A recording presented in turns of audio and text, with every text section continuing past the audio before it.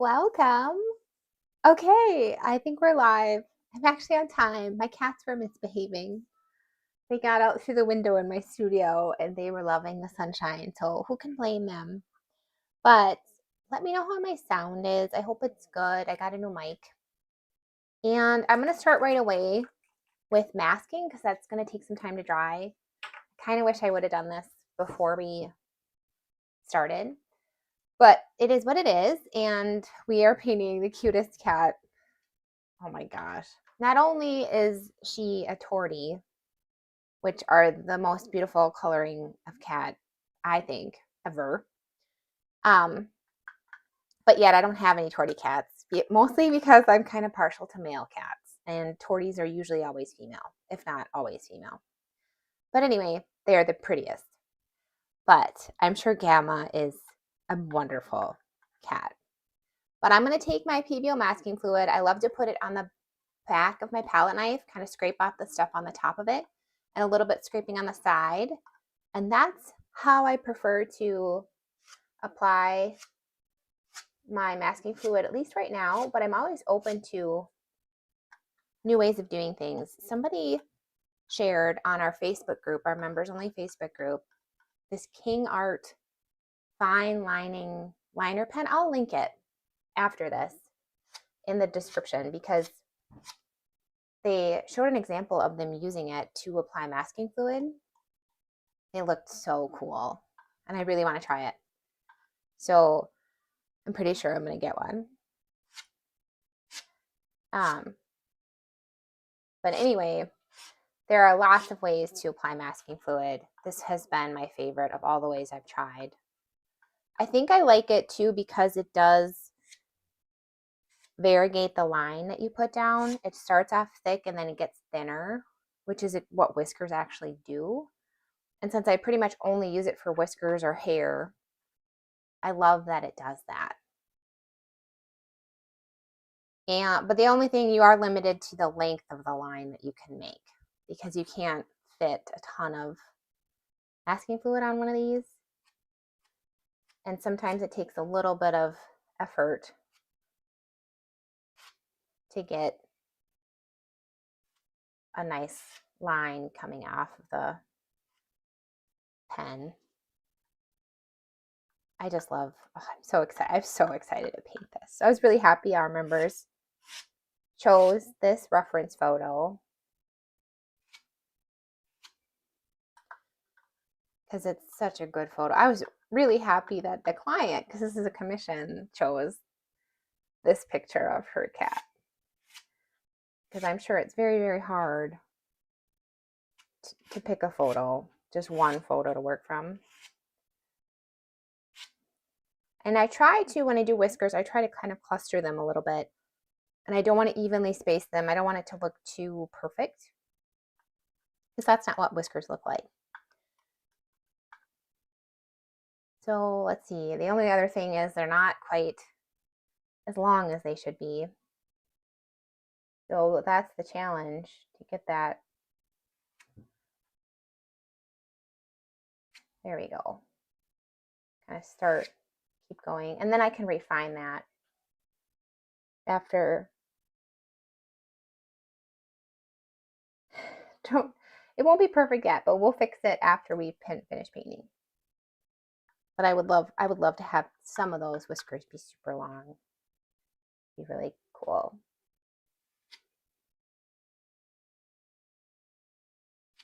There we go. Oh, I like that. Oh, I'm just excited to paint this one. So this is for everybody. Our members chose the subject, but it's a paint along available to everybody.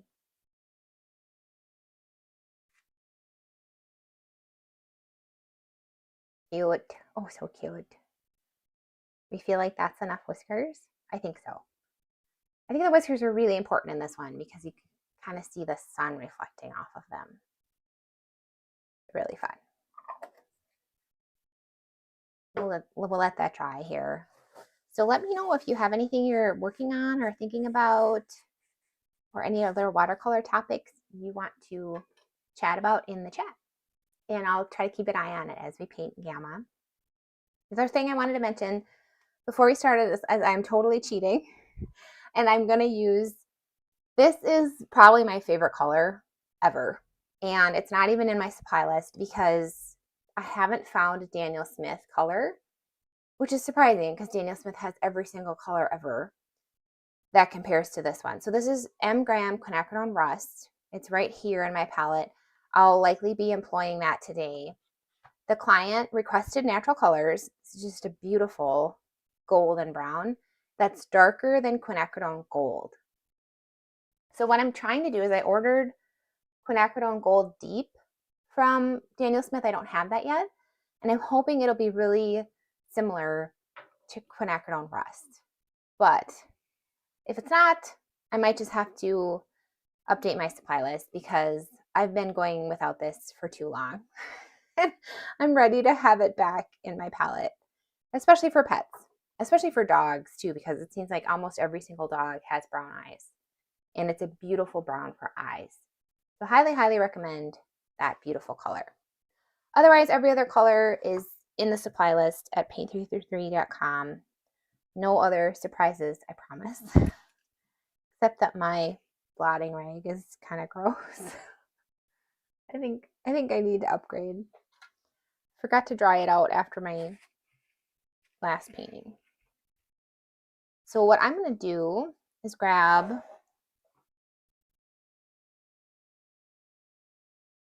I have reusable paper towels, but I'm just going to grab a big wad of actual paper towels, and we'll see how that goes this time.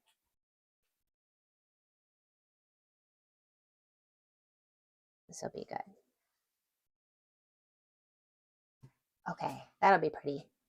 My other washcloth needs to get rinsed out because it was blotting it was starting to not even blot, like hold water from my brushes. And then it would transfer all that sediment, paint sediment, onto my brushes. Sometimes we just need nice, clean mixes, most of the time, when we paint watercolor. So we are going to start with the eyes. And we can do that right away because we don't have any masking on those eyes.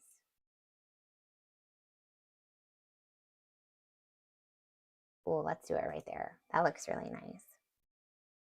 Oh, how beautiful is this picture? I can't stand it. I hope I do it justice because it's so pretty. All right, I have a well of green. So I have cobalt teal, ultramarine blue, azo yellow in there. That's probably the well I'm going to work from to get a green, but I don't want it to be too intense, like too crazy. I erased some of the pencil lines, and I fear that maybe I erased too much. I'm going to go ahead and kind of get a little bit of color on the water that I paint with so that you can see where I'm going. And the key with this is just going to make sure, I just want to make sure I save some of those beautiful whites that we see.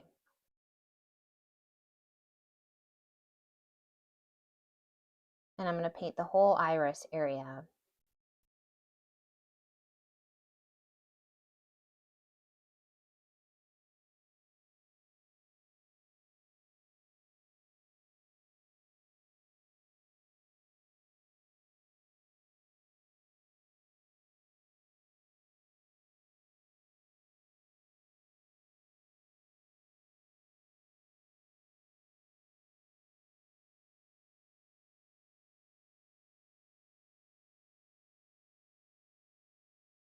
And really you could paint the pupil too, because you're going to just paint over it. You could paint over it with black, but I'm going to leave it the paper, mostly so I don't lose those pencil lines.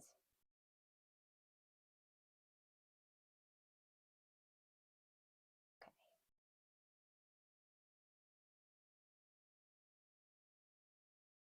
Drop in more water in there. And then I'll drop in some color. Try to get a pretty yellowy green.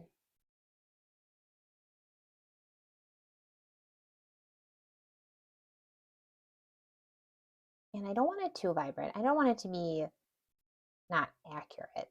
I love a big vibrant eye, but I also want it to be like the actual color of her eye and not something, unless you're going for something a little bit vibrant, not necessarily super realistic. And then she has this really pretty shadow at the bottom, which I'll probably glaze in afterwards, but I can pop in a little bit of that color right away. And then I think I'm gonna pop in our gold right away and see how that mixes, because we don't have to be afraid of green. So there's really no reason to wait. Because if it makes it more green, then that's good. It's a good thing. So this is straight up quinacridone gold, a really good amount on my brush, so it releases into that water. And there's a lot, I see a lot right in this part of the eye. And a little bit over here. And then I think I want to I'm going to put some more water in here first.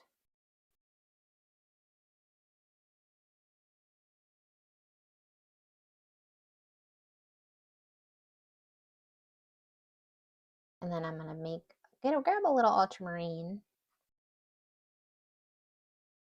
Put that over here by all those beautiful reflections, and then in that shadow in the bottom. So this is the fussy part of the painting. And if you've painted cats with me before, you already know, it's not a big surprise that the eyes take a while. And we'll do a couple layers on them too. A little bit more ultramarine in that shadow on the bottom, dotting that in so it releases from the brush. And I think it needs more quinacridone right here. It's almost like the sun is kind of making her eye even more gold than it really is. Really pretty. I almost want to get a little hint of purple. So opera pink, ultramarine blue, a little hint of purple in here. That could be really cool too. And then right at the bottom, if I can get enough on my brush so that it actually goes in the paint.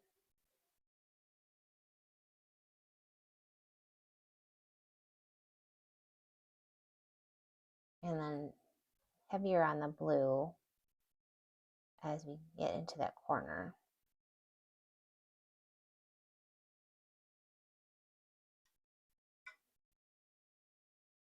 What do we think? I like it. I like this. I like that for the first layer, except a little bit more gold. And then a little bit more water. Very pretty. Let's do the same thing. I'm going to go ahead and dye it green, but I'm going to go heavier on the blue because this is the shadow side eye. It just looks a lot more blue to me. I think that'd be really pretty. And our masking fluid is dry. So that's really nice. It's nice and sticky.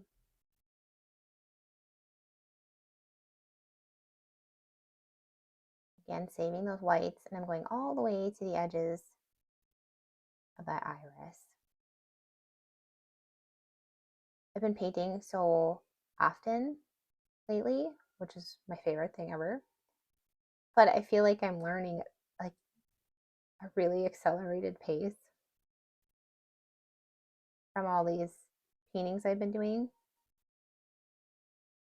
And I think lately I've been learning that I need to take care on the eye not to make the black outlines too thick. Get a nice thin line. I might actually invest in a needlepoint brush, I think is what I kind of need to do. Those medium brushes are really nice, but you have to work at it a little bit to make sure you get a really fine point. I'm gonna maybe let that eye color drift into the outside edge of the eye a little bit over here. All right, I'm going to pop in some of our green.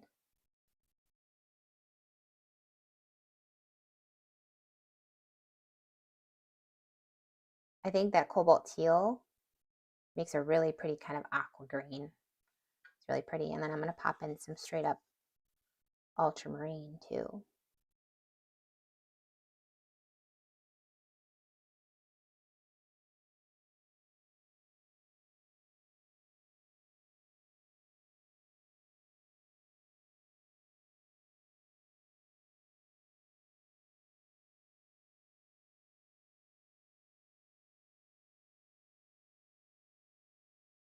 And then I think I just need more pigment. It's just light, too light. So popping in those same colors, but more of them. So heavier mixes on a really nice saturated brush so it releases into the water.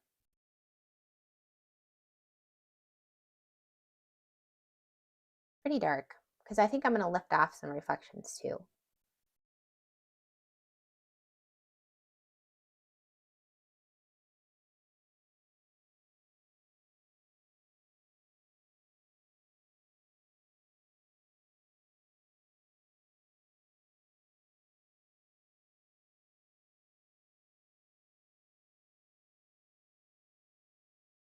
My gosh, I love it so much.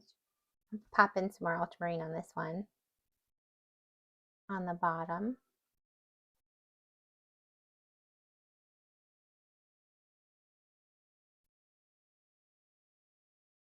And then maybe some more of that purple. So ultramarine plus opera pink over here. And I'm already getting some pigmented edges, which is just beautiful.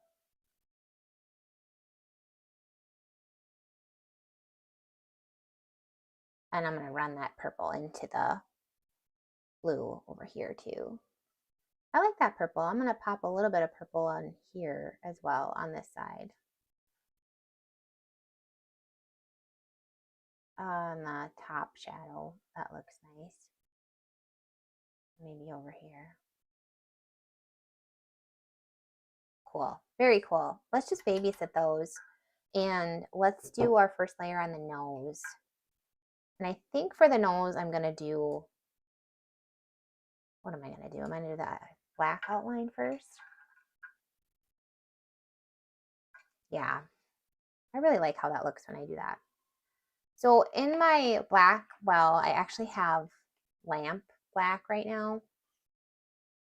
I believe it's the same pigment that's in neutral tint. It's just that neutral tint also has a few other ones. I'm just trying to use up some black. So that's why. Otherwise, I love neutral tint. It blooms in veins better than lamp black does. So that's why I like it better. I'm gonna go do these black outlines. We're working with such a big surface that we have more wiggle room in terms of making nice thin lines. We can make them a little thicker and they're actually still pretty thin for the scale of our painting. So that's cool.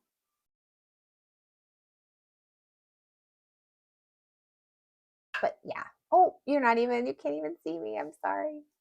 Here's the nose. But you can see those medium brushes still produce a beautiful, fine line when you need them to. If you can get the lighting on a photo like this rendered on your painting, then you could get like instant acceptance into a juried show. Jurors love when they see light painted well in a watercolor. So if you want to get into a show, that's my top tip. That's so easy, right? That's so easy. We can do that. We can totally do that. Okay, water only brush, kind of a blotted level. I'm going to go right along those black edges here and let them drift around.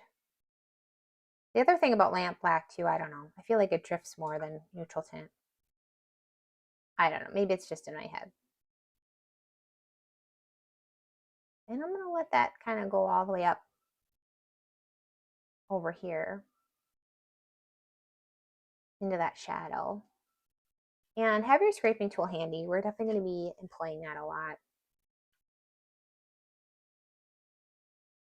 All right, I'm kind of lifting while I'm putting a little bit of water in this black because I'd like to have it be a little bit lighter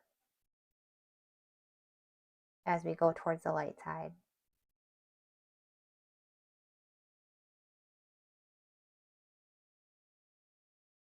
That's pretty. That's really beautiful. Now let's think about color. Gamma's a girl, so we don't have to be too conservative with our pink. In general, I just try not to put like a ton of pink on boy animals. Unless it's like requested. Then let's do it. I got a nice heavy mix of my purple, opera pink, ultramarine blue. And I'm going to kind of fill up some of this area.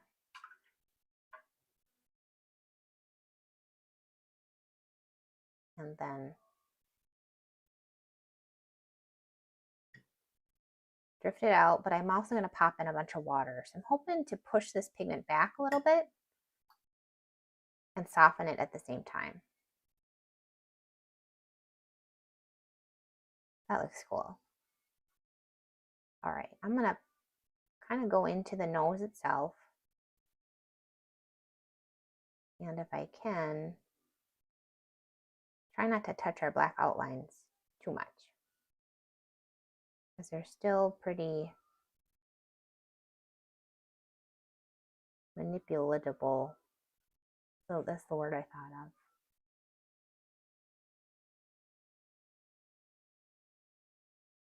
Oh, pretty. It's pretty already. Let's just test this out. Kind of seeing if I can get. I'm not having any luck with that, but that's okay. Well, a little bit of luck.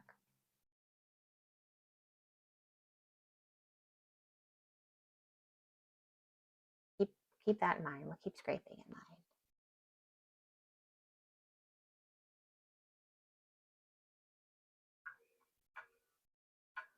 Let's see.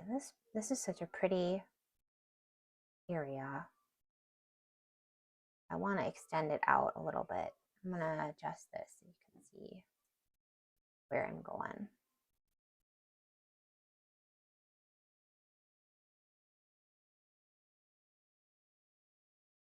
And should we do it?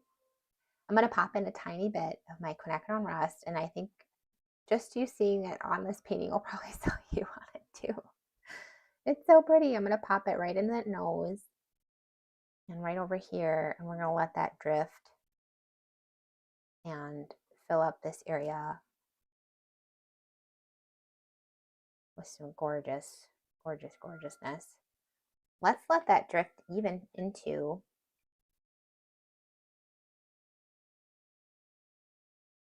this nose. I'm going to connect it to that purple. Pop in some more water. And let's be really generous, really nice loaded brush. Lots of pigment on there. Drop that into the water we put on there.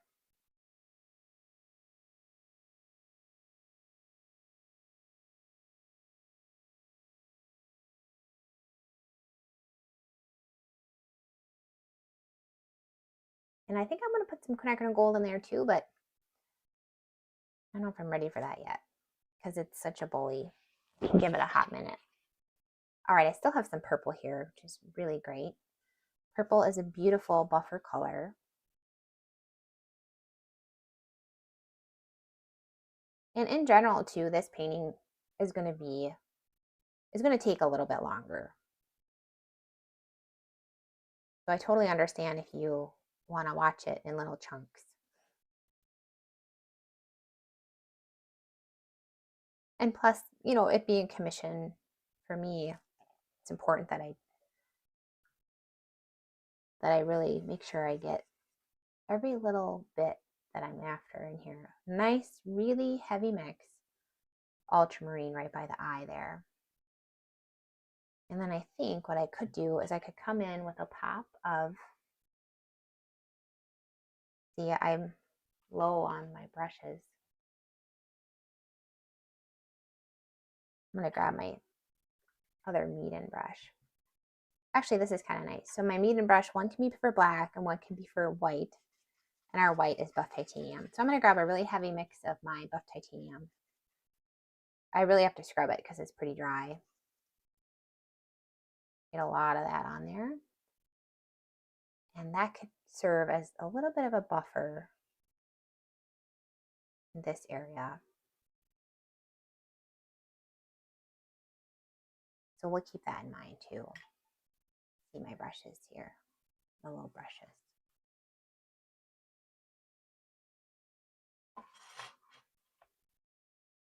I don't even have a water brush anymore.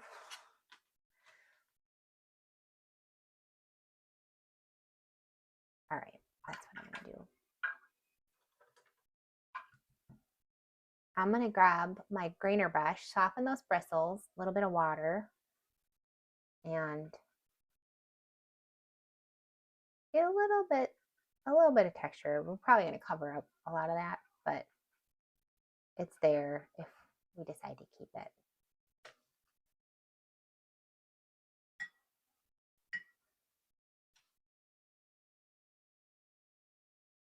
I'm gonna pop more of that beautiful rust in here.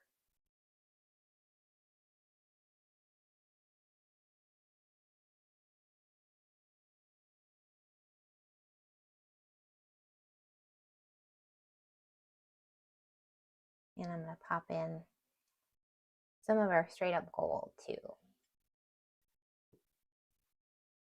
There we go. Now you can see that. Pick up some of our gold. This client requested natural colors too, so got to keep that in mind. See, but I'm going to have to keep connecting on gold on my palette too because it just does really cool things, especially with color resist.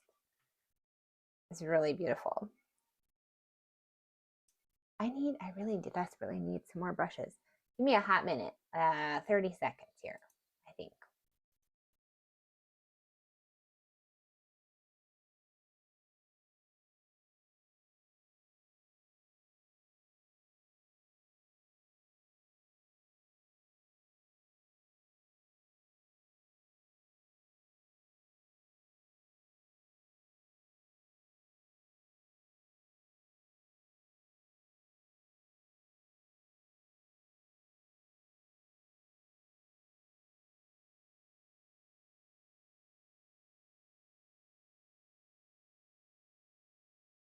Okay, I found them. I found my class set. I have like a workshop set of brushes in case folks forget their brushes. So I'm just going to grab a couple more. All right, that'll be so very helpful. I just need more brushes. I need more brushes in my life. So all my round brushes are basically size 6. And I just like to have one for water and then one for each color that I'm using. So now I have plenty. Very, very happy. And Jennifer, your comment is so spot on, and it actually is really cool how they are bullies. I totally get what you're saying. I love that too. But and knowing that helps when you're working with the watercolors. I'm popping in some more water so that we have just some more cool things start to happen. And I'd like to pop in a little bit of water over here too. Let's see, I think our nose is lost some of its shine as well. So I'm popping in some more water here so that we can do that really pretty pink nose. I bet that Daniel Smith color, that green gold, is just, oh, I bet that's so pretty. There's so many pretty colors. I'm gonna try to get a really good straight up opera pink here because it might mix with the existing colors on the nose and just kind of get us where we want to be. But if it doesn't, we can easily just add some color.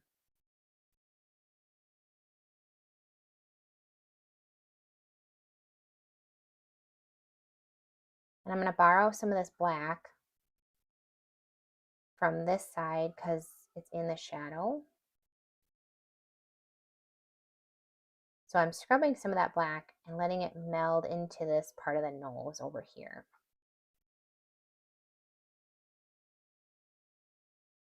And we can kind of, my water is pooling down here, but we can kind of do the same thing down here and let those colors meld a little bit. Although they're doing some cool things. Sometimes it's that fine line between how much you fuss with it when it's doing some cool stuff. I'm going to add some water there. I kind of love what's happening. So we're going to see if we're going to babysit it as it dries and see what happens. But I need more pink. I need more pink in here. I really like the gold over here though. But this might be one of the only places we are able to put pink on this cat. All right, introducing some more water to get a lighter pink over here. Letting that pink and black mingle a little bit right there. I'm gonna go fill in the blanks. So pretty. And pop in some more pink. I want it to be really pink and I know it's gonna dry a little lighter too.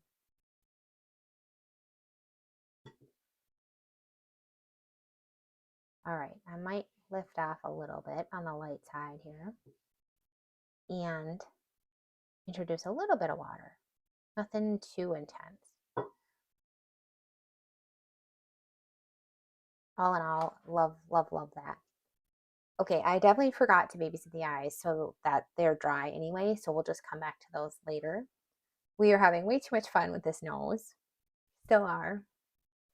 I love, my favorite part on a cat is right above their nose. It's like velvet right there. They hate it though. They don't ever want me to like pet them right there, but I think it's such a cute little spot. All right, I'm gonna pop in some more gold here too.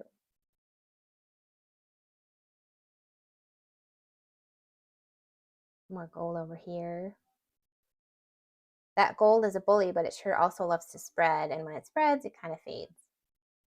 So the other thing here is it's pooling a little too much. I'm going to pick up some of that water and then replace it with a little bit more pink pigment.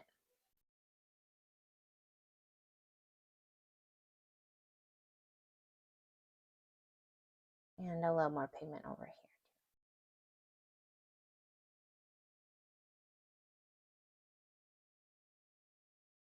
What do we think about that? That's kind of nice. Trying to think about the shape of the nose, and we can tell that story with how much pigment we have, the value that we're creating with our colors.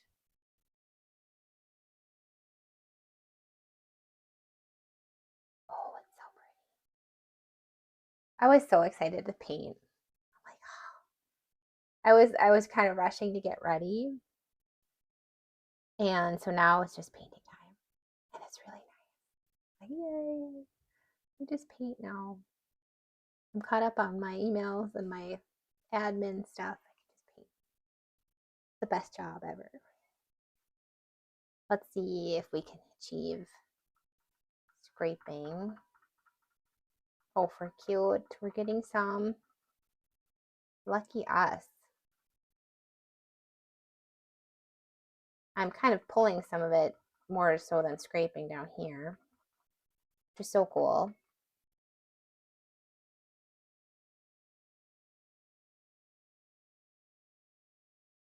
I love the scraping we're getting Hope you can see that. Yeah, you can. It's hard because I kind of block the camera view when I scrape, but you get the point and see it when I'm out of the way.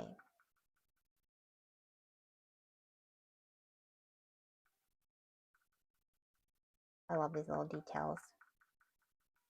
It's so fun because you invest in these details on little parts of the face. So these eyes and nose, and then you get to have a lot more loose fun on the rest of the painting. And it's that combination of both of those things that just make it look so nice.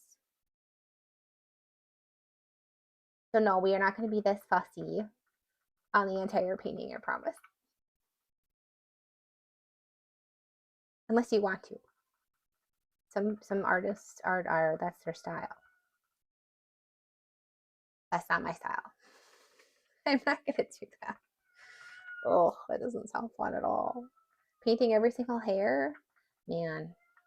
Kudos to anybody out there who does that. I major props. It can look so cool too, just amazing. But I don't want to. I don't know. That's not fun to me. That doesn't sound fun. But I could see how it could be kind of meditative if you don't have to think too hard, and you can just kind of like paint a bunch of hair. I could see how that could be kind of cool. This part's still a little too wet. All right, we're in a good spot then, since these eyes are dry. Just keep an eye on your nose.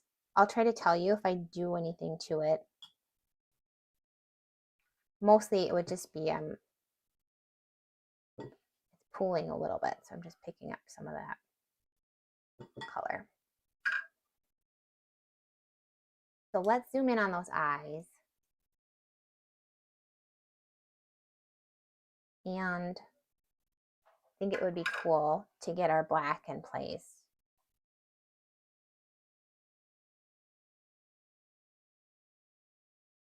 And that'll help us to determine if what else we need to do on the iris too. I'm going to start over here. Just seems a little less because that other eye has to be so precise. It has such thin black outlines, eyeliner. So I want to practice. So this is my practice eye. I can kind of chill a little bit with it. But this medium brush is producing a beautiful thin line. Beautiful, really nice. A beautiful line that's beautiful.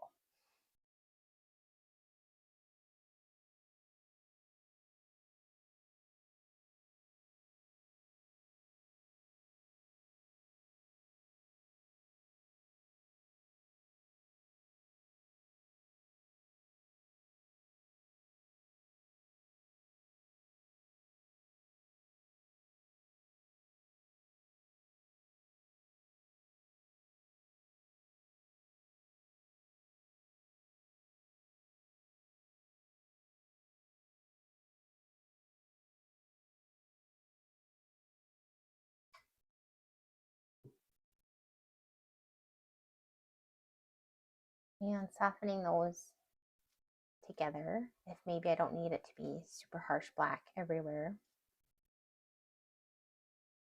Maybe it'll do some cool things if we do it that way too. You can see how I mushed it into that beautiful ultramarine blue as well. I'd like to grab my greener brush, my smaller one, soften those bristles with some water, and pull some of that black.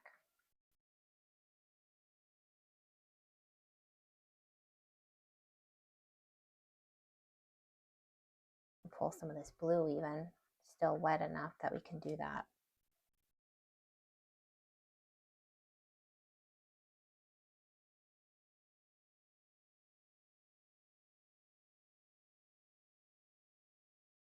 So now let's go in and have some more fun. I'm going to grab some more blue, heavy mix of the blue. Pop that in. Remembering that this eye is in a really nice shadow. just love that blue. I was thinking, do I want purple there? I don't know. I think sometimes that pop of ultramarine, that's what it just sounds like. It just needs ultramarine to me. Right there. Okay. Maybe we will pop in a little bit more water here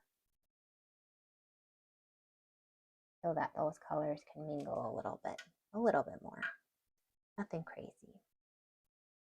I'm going to put some ultramarine on my grainer brush actually. Let's see if I can.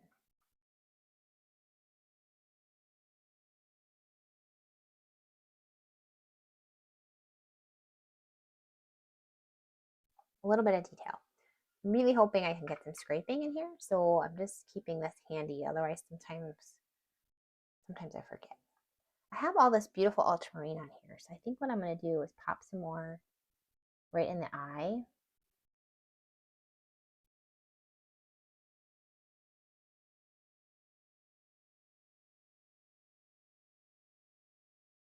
And it's going to look a little intense at first. We'll come in and we will settle it a little bit with some water.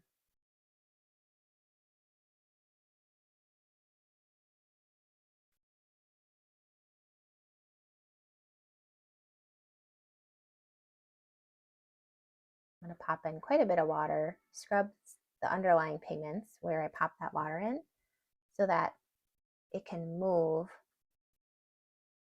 and hopefully settle in the edges a little bit more. Get some pretty pigmented edges. We do that.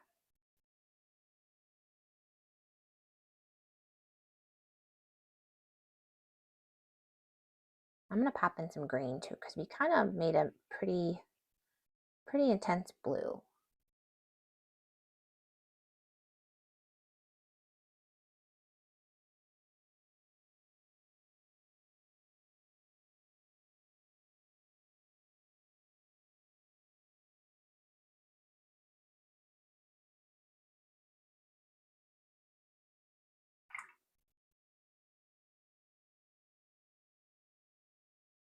And some more water. Water makes it better all around. That's a great layer, second layer. There's always a lot of layers. Just testing scraping over in the nose. You can still see that. So that's good. I'm not quite there yet on the blue area.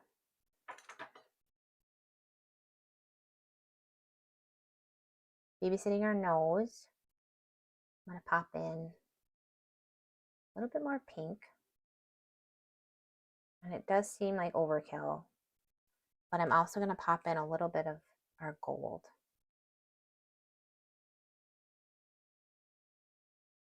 And then some more water. Maybe we'll get some more pigmented edges. Oh, the best thing ever. Oh, that's pretty. Kind of love that. Is it too gold? Pop in some more pink at the top.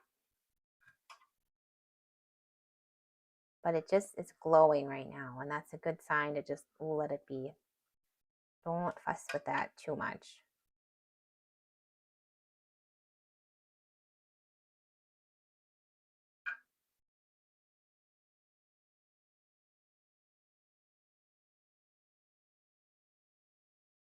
Easier said than done.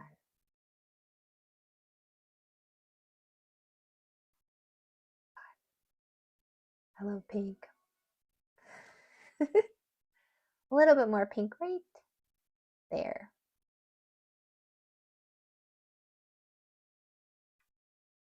It's so fun. We're creating some really pretty dimension in the nose just with that color. So let's move to this eye. Remember, keep babysitting. Mostly this area. I just want to see if I can achieve some scraped highlights in there. So hoping maybe I'll be able to get there. I'm not really getting any yet. But we keep an eye on it. We'll keep an eye on it. I'm going to get another heavy mix of our black. You can use lunar black, but it loves to spread so much. Sometimes I get a little nervous. Before I go over to that eye, I'm going to lift off a little bit of this black on the bottom. I think I went a little too high up. Oh, Louise, you guys are so sweet. I can't take it. You hear my kitty? I don't think he wants my attention. I think he wants to use my studio window to go outside. So don't believe a thing he says. All right, we're lifting. So I'm using a water-only brush, very much blotted, and lifting some of that pigment. And as it's getting deposited into my brush, cleaning off my brush. So this part's a little fussy too, but I like that a lot better. I'm going to pop in a little bit of our greenish bluish there instead of that black, and let that mingle around a little bit.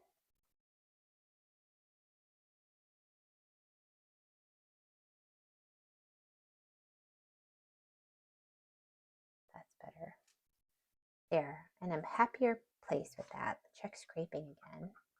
Ooh, we're getting some. Oh, fun. I'm not after a ton in this area, but a little bit would be really cool.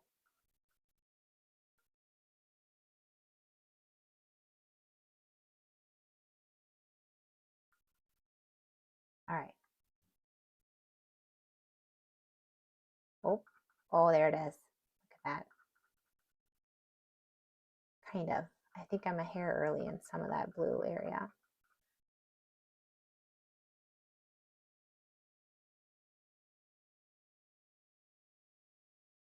And you can see that. Okay, good.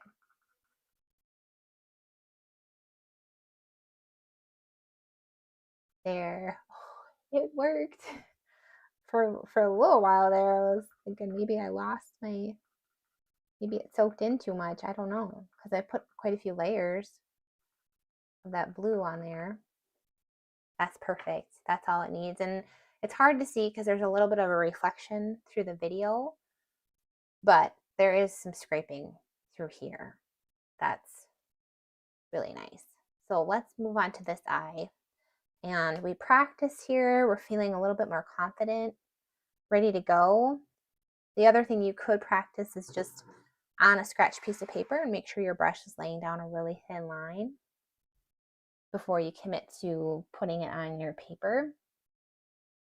Because this is a very, very thin line over here. And I think that's a very important piece of the puzzle to keep that a thin line. So I'm going to be pretty fussy and slow as we move through the eye on this side.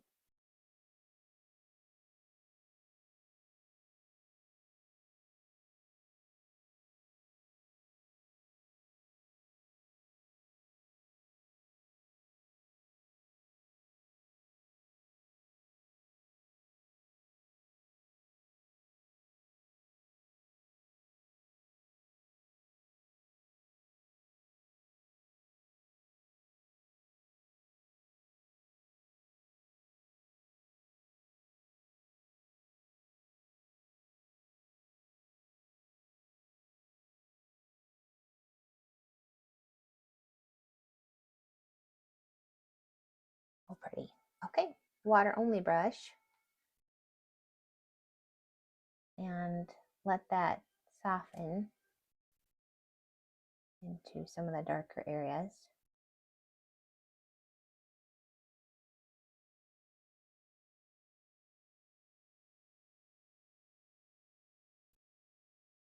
And a grainer brush. That was the other piece of the puzzle here. So I'm actually going to get a little bit of black on my grainer brush. See what kind of lines we can create here.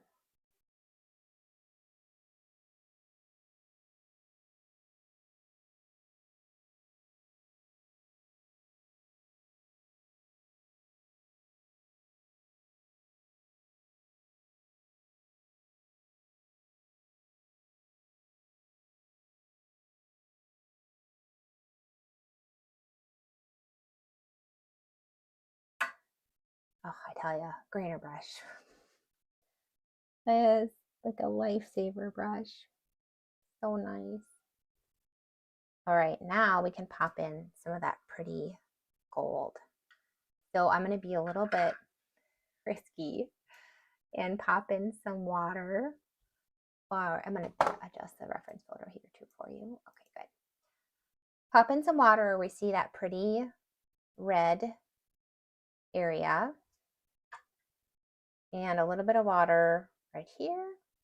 We got some red up on the top there too. But I'm hoping once we put this red in there, and quinacridone rust is what I mean when I'm saying red.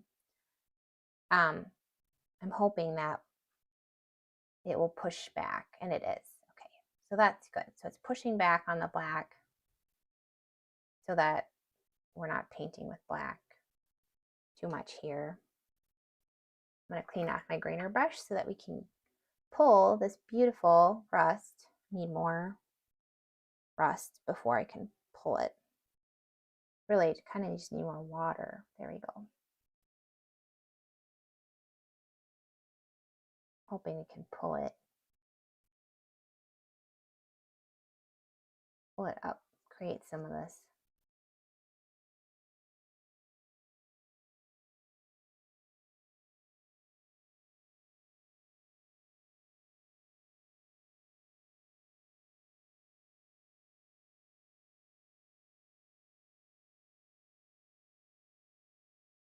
And we need more. We're pulling it all away, so I need more in there. Pop some more of that in there.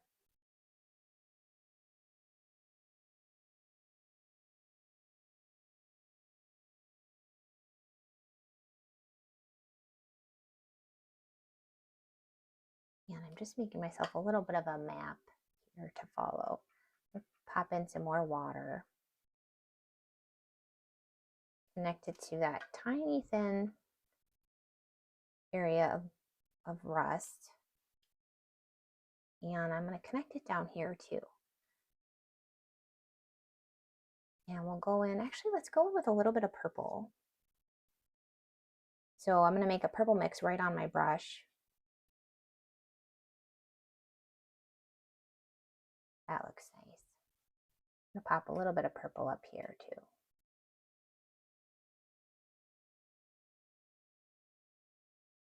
We sure are being fussy, aren't we? I mean, this reference photo is so gorgeous. I can't help but be fussy with it. Too pretty. It's too pretty to pop in some black a little bit along there.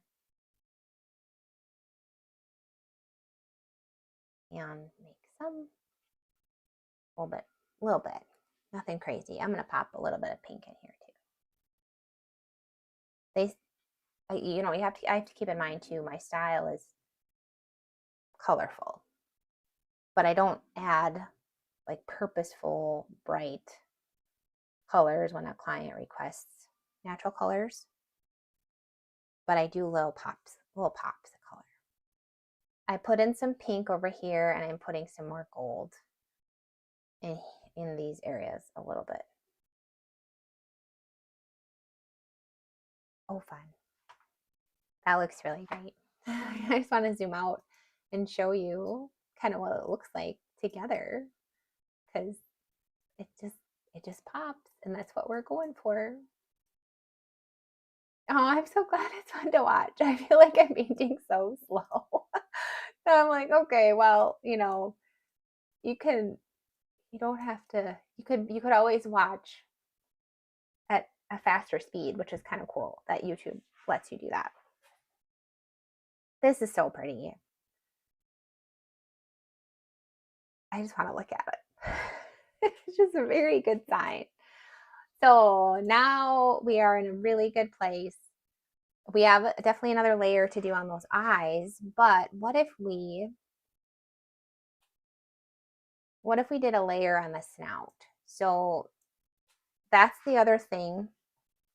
You don't have to be as fussy with the snout, but it does usually require a couple layers.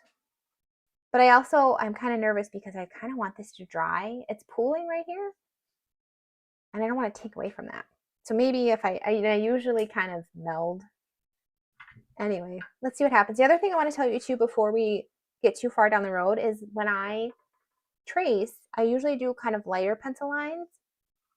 Okay, with the exception of these whisker dots, I'll usually purposefully make those pretty dark because I always lose them and they're going to be black anyway. So I'm not too worried. I hope they show through. Like, that's the point. So I wanted to point that out because I've made that mistake in the past. I'm going to pop a little bit of water in here. Maybe that will move things around even more. We'll see. Even if it doesn't, it's going to be pretty. So yeah, let's just do, I'm just debating, do I want to do the snout as part of like the light side, dark side experience? It's just, it's such a uniquely lit photo that my typical process of kind of light side, dark side, and sections where I do eyes, nose, ears, snout might not apply as much.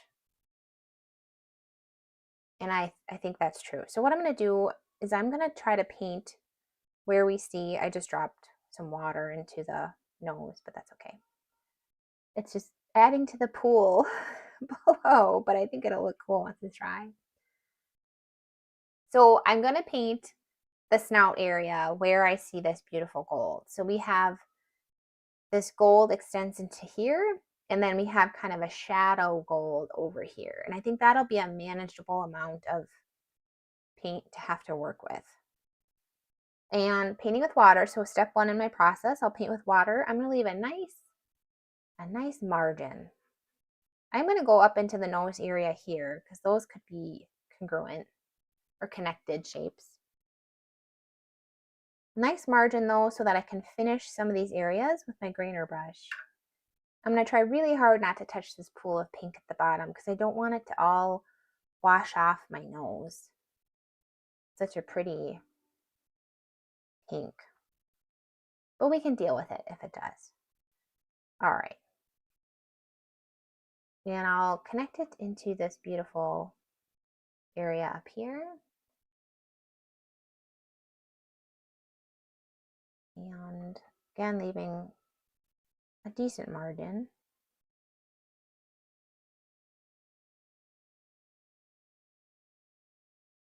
And connecting it up here.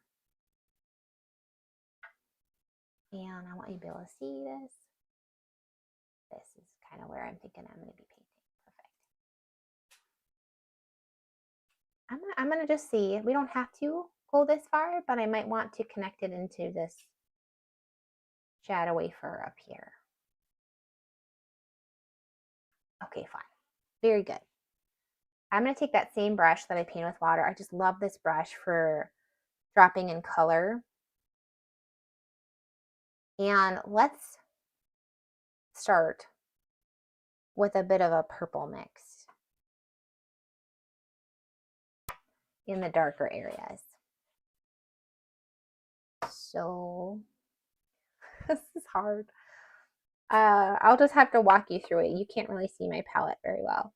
But I'm going to grab my purple, and I think what I'm going to do for this purple is instead of ultramarine, I'm going to do lunar black.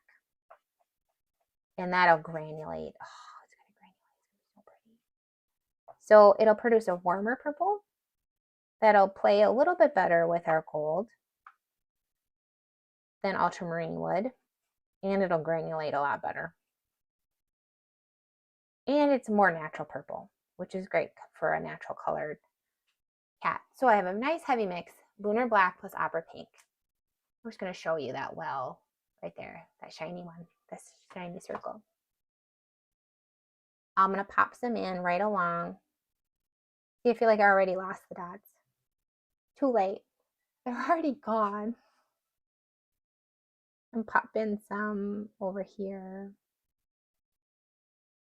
And I'll pop in some right here. And then along the dark areas. I can remember how I drew this out. So I have dark here. Comes up here, goes here. Really a nice heavy mix of pigment. And it goes here. It's kind of running along my masking in a pretty way.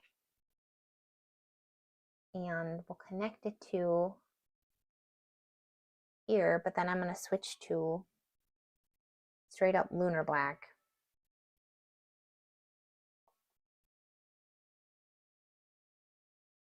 So I'm going to drop in. Yeah, I kind of lost, and you can see how I already lost my pencil marks. I'm trying to teach you guys what to do, and I'm not even doing it. Well, I'm not doing it successfully. That is what you want to achieve, but it's not necessarily working. Okay, popping in some lunar black. I'm going to pop in a little bit up here too. And hopefully it doesn't go too intense with the spreading. But I feel like it's already is doing that. All right, blending it into that area for a hot minute.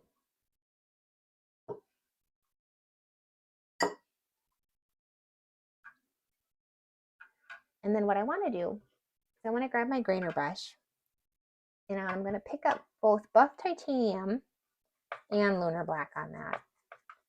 So I'm going to start with a really heavy mix of buff titanium, and then I'm just going to swipe it a little bit on my lunar black. Let's just see what happens. Oh, I definitely don't have enough buff titanium there. There we go. And I'm hoping to get some of that brindley fur in place over here.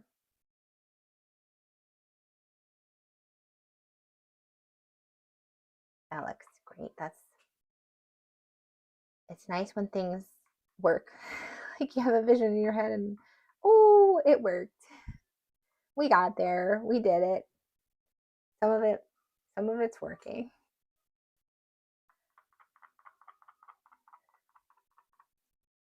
You know me and scraping. Still over here just trying it out. The cool thing with scraping is if it doesn't work, it doesn't work, and nothing bad is going to happen. Scraping too. Oh my gosh, you need to try this, even if you don't paint this cat. Scrape on an area where you've laid down lunar black with another color, because it scrapes, even if it's just, how do I explain it? It makes a lunar black line, even if you're not even scraping where there's black. It's just totally wild. The coolest thing. It's so cool. I can't even talk about it. Okay, now we're in a good place to lay down our beautiful, beautiful gold. So I'm going to grab a heavy mix of my rust to start. That typically isn't quite as much of a bully as our, let's see how this plays with the lunar black too, because I'm hoping I won't get green. It's not as much of a bully, I'm hoping, as quinacridone gold is. So that's spreading just beautifully. I really love that. I'm going to pop it in over here too, kind of right next to those pretty purple areas. And we are starting to dry a little bit too, so let me introduce some water and some more water and let that spread around a little bit. That's really pretty. Okay, I'm going to take fresh brush, grab some of that gold, just quinacridone gold on here right now, and let's see how that behaves. right next to that rust, kind of right next to that white too. I have some intense pulling down here. And I'm going to grab a fresh grainer brush. My other grainer brush is intense. So let's pull some of this color around. It's very hard to get fine lines when you're pulling from a humongous pool. Like I have down here. I'm going to pick some of that up. But maybe we'll borrow it. There we go. That's nice. That's pretty. Sometimes it's nice to just almost have a painted line edge too. I'm dropping in a little bit more purple. Some of those pencil marks are coming back into view. That was very nice of them. They're returning to us. Pull from this pool, see how much we achieve with that. I'm kind of going after some fine lines, not chunky lines here. Oh, that's pretty though. Let's see what we get with here.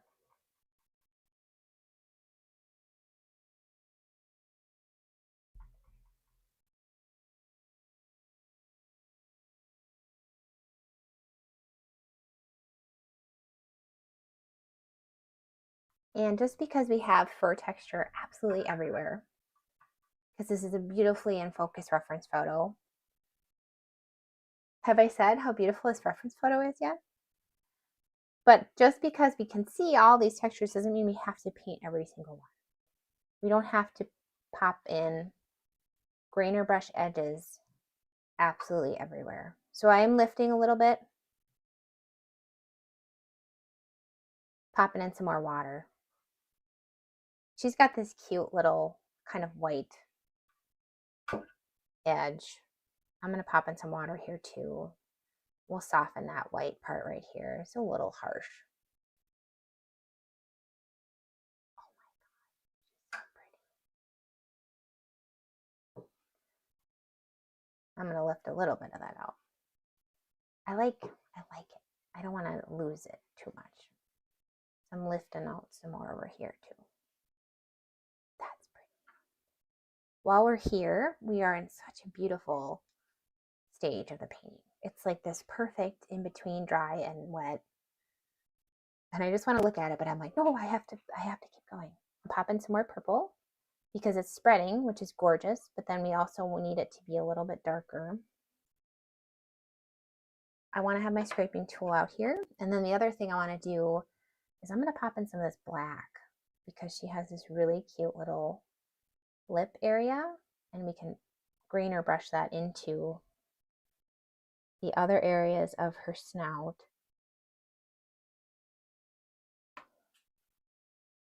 While we're at this beautiful workable stage. So let's dot in some. Connected it to her little mouth area. Let's see. This little grainer brush over here, kind of babysitting over there too.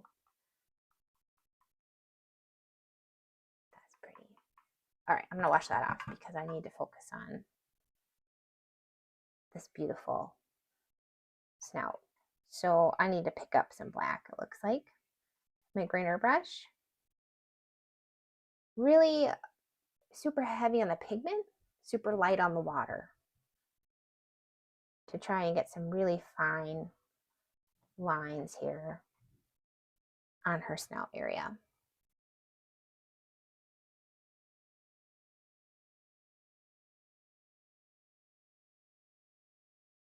Kind of just dotting this in.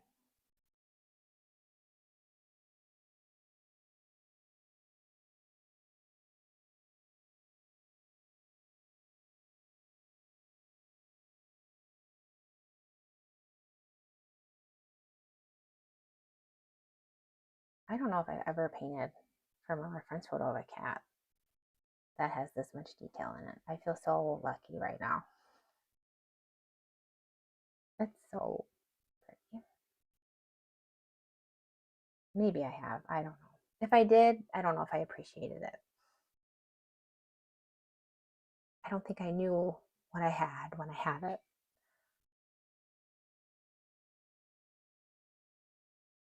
Boy, that's fun, isn't it? All right, we need a pop of black over here. Sometimes I think before I move on, okay, I have this in my hand, this beautiful grainer brush of black. Is there any other place that could benefit from it before I move on? Pop in a little bit more black detail. I had a ding. I hope. Okay, you can still hear me. Okay. Please let me know in the chat. I haven't been keeping as much of an eye on the chat, but please let me know if something happens on your end. Something dinged on my computer. I'm in the zone. I haven't even keeping an eye on the chat. This is fun though. It's good. It's a good thing to be in the zone, in the flow state. Where are we here? Where else do we need this pretty black? I don't want to cover up too much either. Some things are happening are really, really beautiful. All right, I'm kind of in a place with this black on my grainer brush where it's making lighter black lines. So maybe I can negative paint some of these furry edges, furry fluffy parts a little bit. And maybe we can even paint some of this, some of our black whisker areas too. Oh, it's so fun when you catch it, when you catch the paint at this really pretty, where all of a sudden you pop some paint in and it just looks like magic on the paper.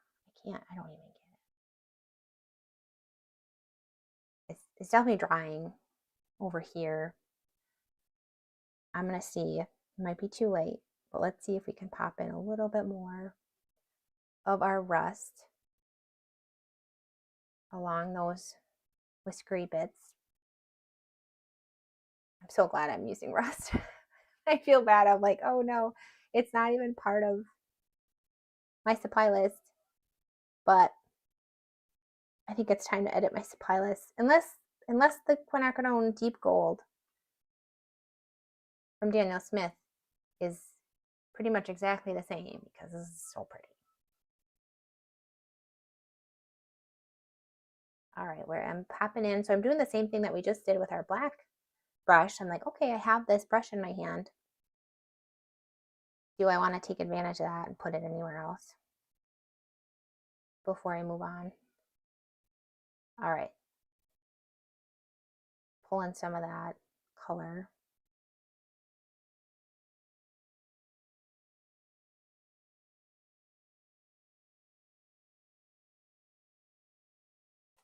I'm going to clean off my grainer brush and load it with the rust instead. That's really the color I'm after here anyway.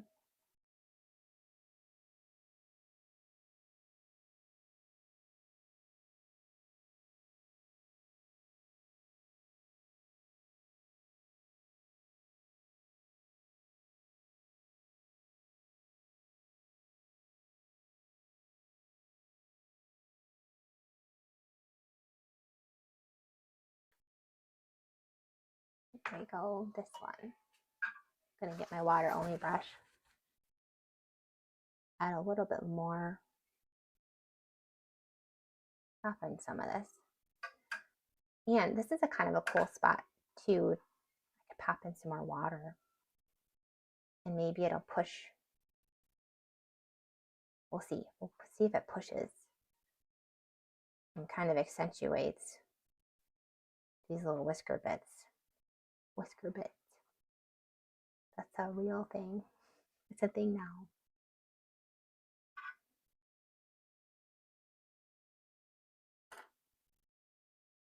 All right, I have a lot of brushes in my hands, but still not enough. It'll never be enough. Never be enough. I'm gonna grab some quinacridone gold. We got, I don't know. I don't know why I'm trying to fix green with more of what caused the green, but I'm sure that's the lunar black is saying, hey, did you want some green? I can make green. I can do that.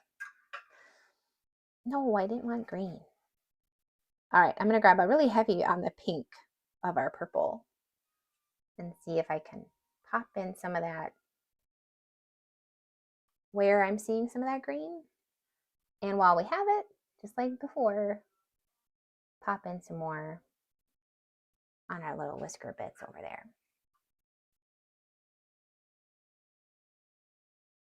I really like it though. I don't think we need to fuss with it too much more. But I do love adding water. I'm like, oh, it's already doing so many cool things. What else can it do? Will it do anything else if we just pop in some water? And then I ruin it. No, I know you're not gonna ruin it. Not by adding water. A little bit more pink here. There we go. I'm just trying to get some of that green hue out of there. And I added a little bit, some waters are kind of running around. So now I'm gonna just check scraping. Can I get any scraping details here? She still has very short little fur patterns on her snout.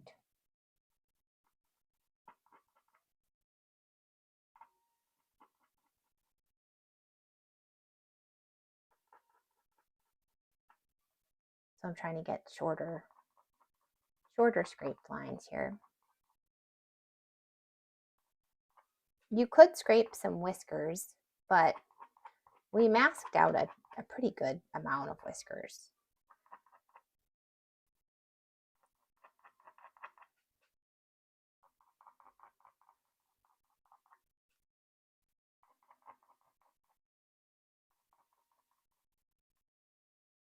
Oh, fun. It's so fun. All right, where's my water brush? Let's do this one.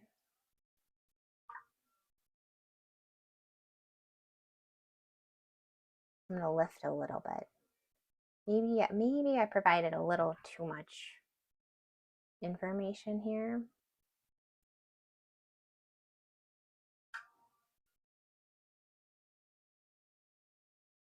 Probably not. I'm probably overthinking it. Like, I don't think I did.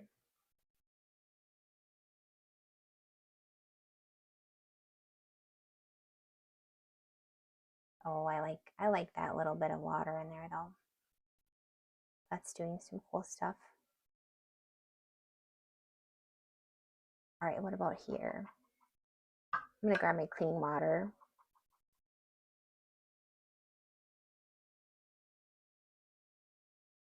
Oh, it's so pretty. I think I need to take a deep breath on that, and then it's been a really good spot to just let it hang out now. So,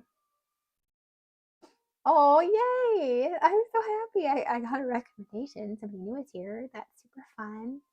Thank you all. You're all being so sweet. This is so fun. So now let's really, now I'm talking it up and it's, the pressure's on. Let's finish off the eyes.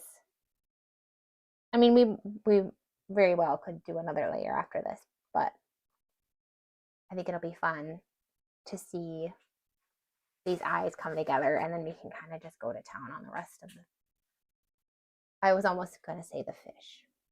I've been teaching a lot of fish things lately, and a lot of fish, but we are painting kind of the opposite today.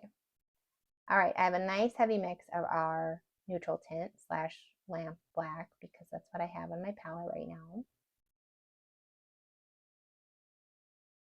And I'm going to come in and finish that off with some water. You can see how it's not a pure black pupil area.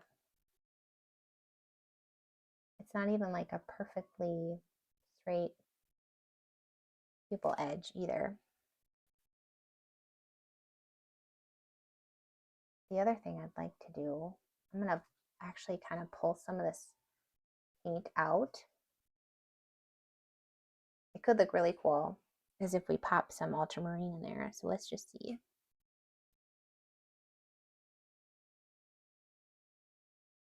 That looks really great. And it might be hard to see on the monitor, but I did just pop in a little bit of ultramarine.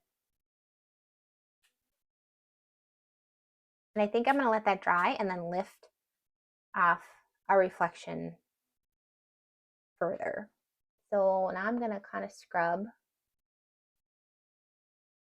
the outside edge of that outer reflection and make it a little bit bigger and a little bit softer, and then pop in some of our, what am I going to pop in? Pop in a little bit of our green mix here.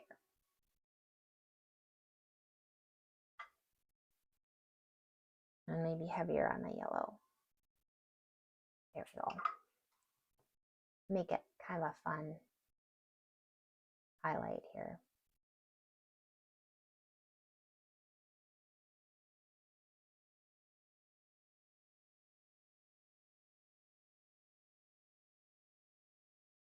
And I popped in some more water.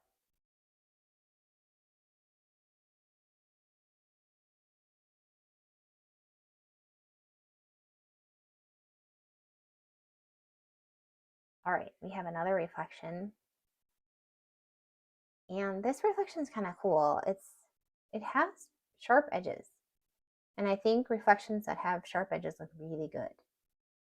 So I try to tell myself to resist the urge to soften all my reflective areas. And I'm going to pop in, I think I'm going to pop in some straight up cobalt teal. Pretty watery mix of that. And we'll put that in the reflection here.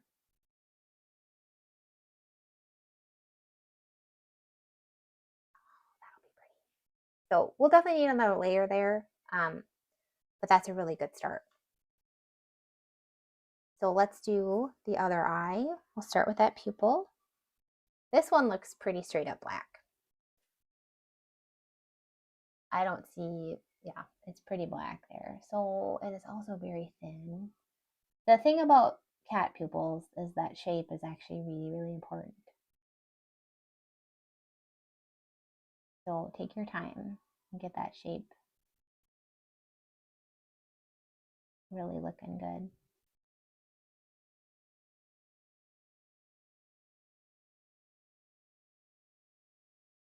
I need it a little bit bigger over here.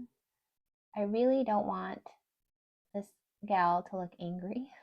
I want her to look as sweet as she does in this beautiful reference photo.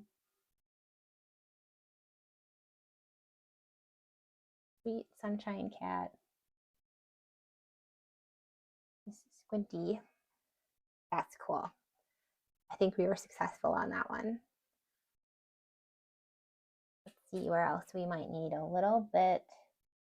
We added so much wonderful color when we added our black earlier.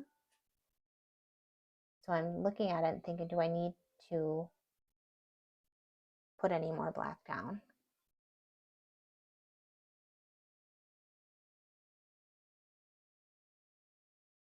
And I think we're in a good spot with the black.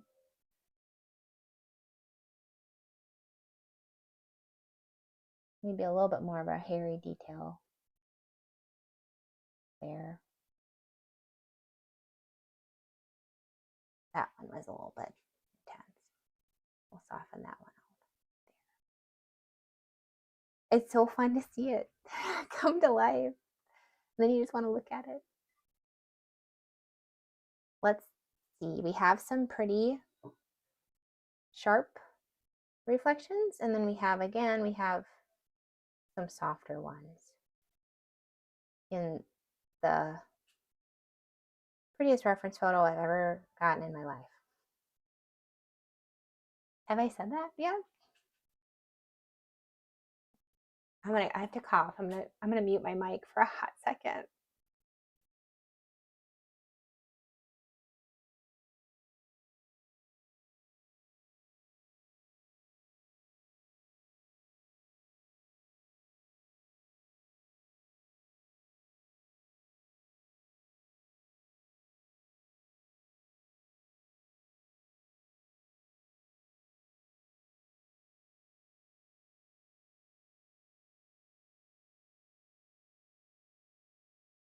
Okay, that's better. All right, we're doing the reflection. So I'm going to grab, again, like we did on our other eye, I'm going to grab a nice clean of our cobalt teal, and I'm going to put that in the outside reflective areas here.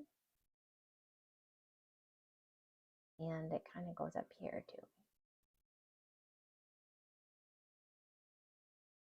I'm hoping to maintain those beautiful sharp edges on those reflections.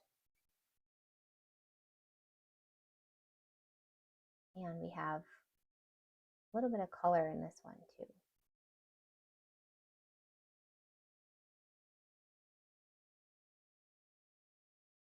Need more color in this one. Pretty. Super pretty. I'm going to grab a little bit of purple and finish out that little area.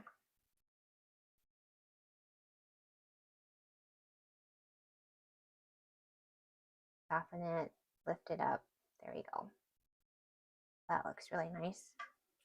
Could even do the same thing, kind of just soften those colors into that shape right there. And then sometimes I just drop in water because then something fun might happen if I do that. Let's see. Am I happy with that? I'm really happy with that. That looks really good. All right. So those will need a little bit, I think another little layer of black. But for the most part, how fun is that? We were so fussy. So hour and a half to do that.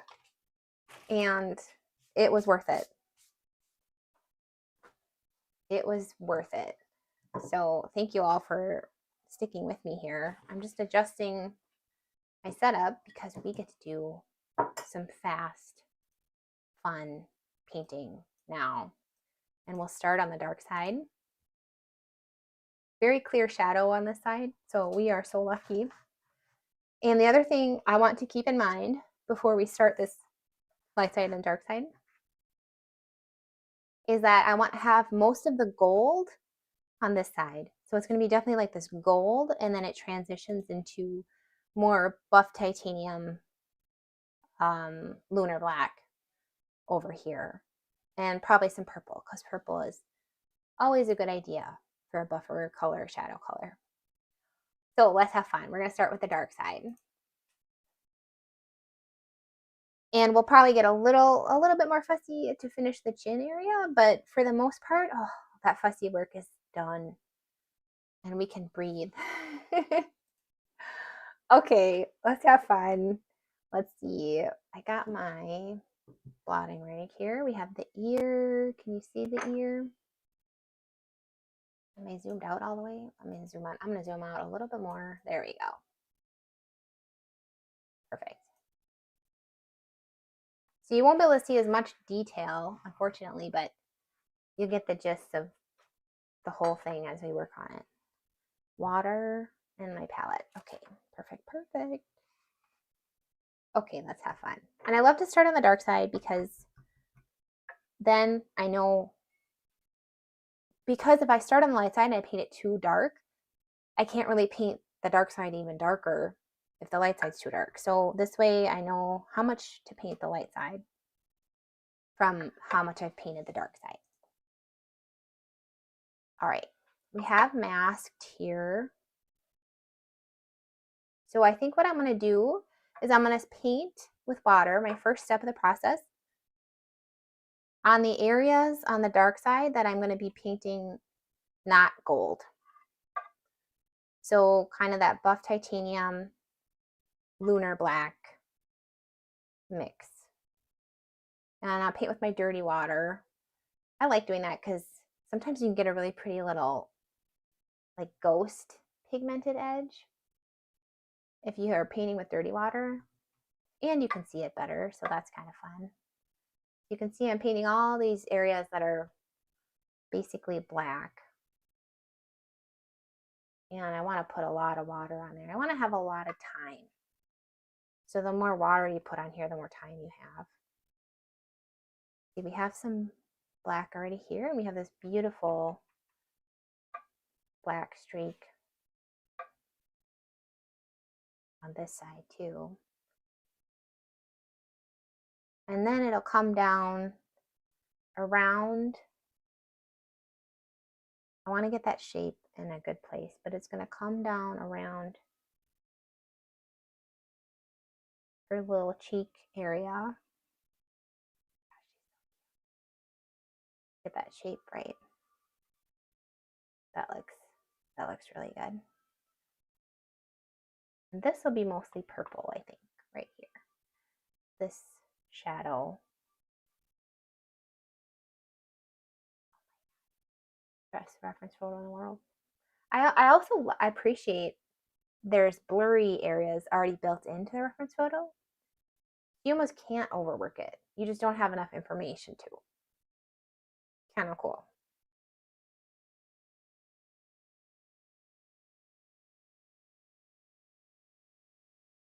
And maybe I'll pop in a little bit of water here in case we decide to put that shadow in place. And then we'll let this kind of run off the paper right here. Oh, I love it. I'm going to plop in color with this brush. So I actually already have purple on there, and this is the purple mix with the lunar black. So I'm going to keep that purple in place. I don't want to mess that up. There we go. And I know I want purple here. So let's put some purple right there. Let that run around.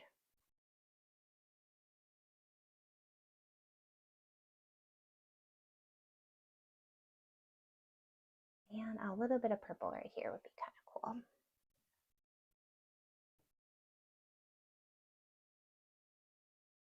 A little bit over here. Okay, and then I'm going to switch. So I'm going to clean off that brush, save my paint for later. I'm going to switch to, I think I'll switch to straight up lunar black. I kind of like doing dark to light. And then we'll do our buff titanium.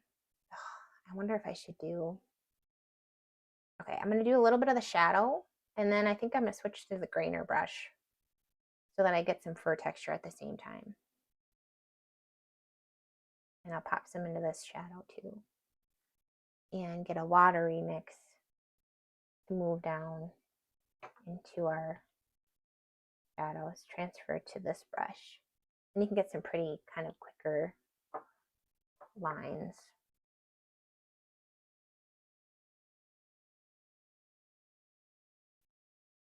And maybe I'll pop some of that pretty purple right there. We'll come back to that though. I have black. Let's see, do I want? It's almost, it's so granular that it kind of does this on its own. I'm actually going to take some water. We're going to go ahead and kind of paint into this part too. As long as I still have that cheek. Okay, I still have that cheek shape in place. So I'm going to let this spread a little bit, that value in place here.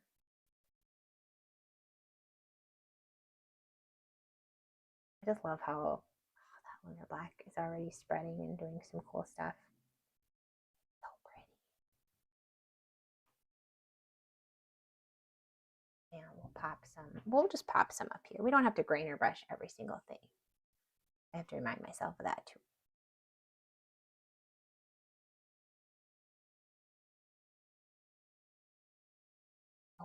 maybe a little bit more popping. All right, let's grab our grainer brush now. Now I'm going to load that with the same lunar black. We'll see if we can get some more kind of fluffy, granular things happening here.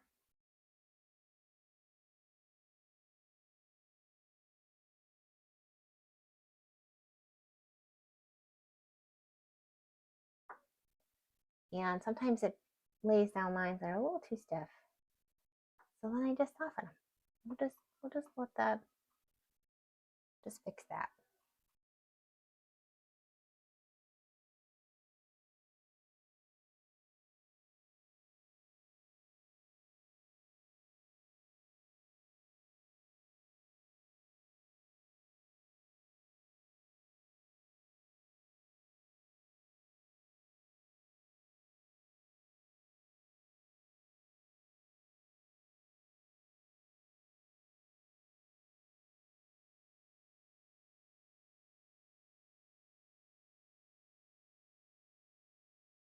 Isn't it crazy how much it spreads?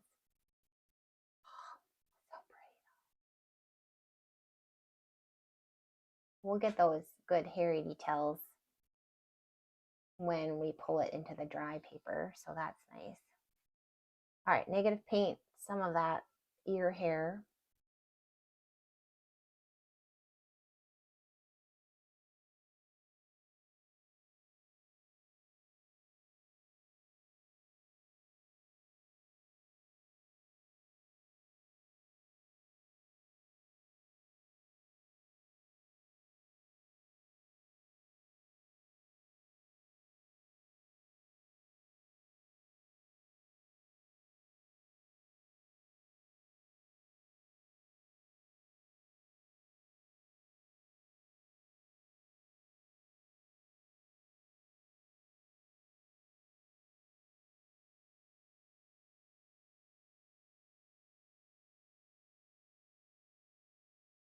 I thought we would need some buff titanium, but I'm not sure we do yet.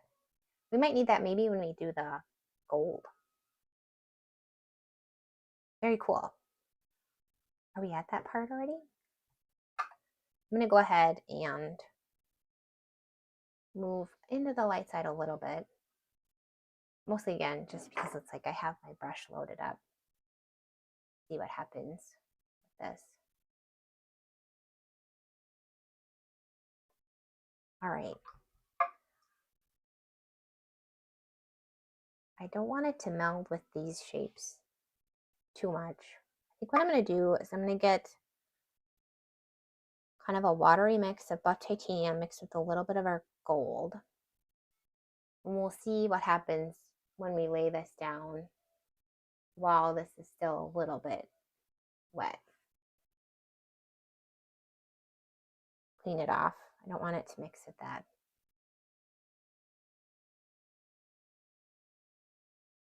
Lunar black too much.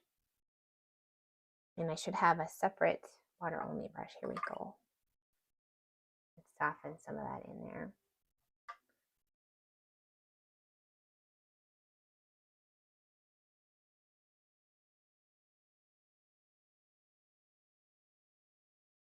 It's a little bit darker right there, so that's nice.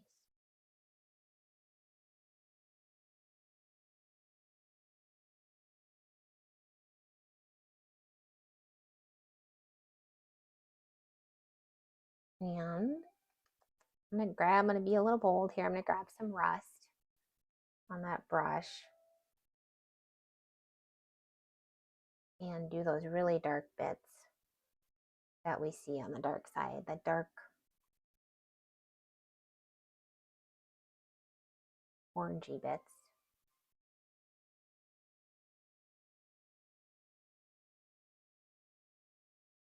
I don't know. I don't want to get green, but I'd love to pop some of that in there. That's really pretty. Okay, that's probably all we need for rust, unless it spreads like crazy. So grab more of our gold, kind of a watery mix here on a nice loaded brush, and we'll see if I can get some. I should probably be using a grainer brush right here, But let's just see what happens when we do this. Clean off my grainer brush. And I could finish that, pull that in.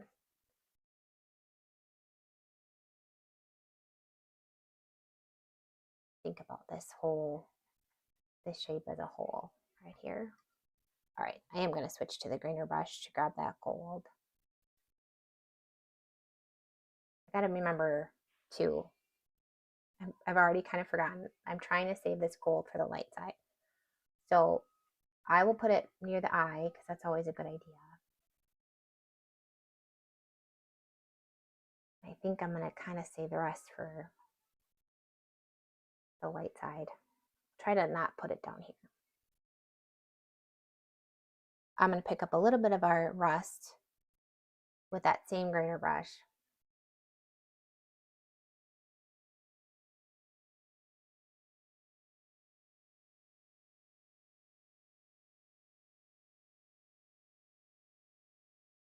There's a lot of color in this lady.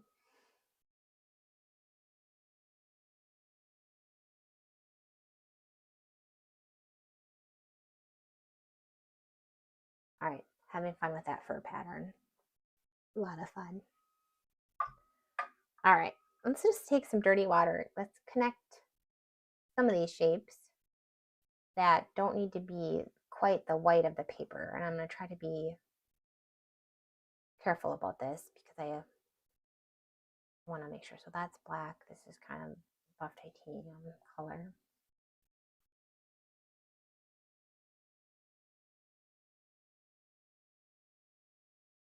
But this is the shadow side, so I don't have to be too concerned about perfect white paper up here.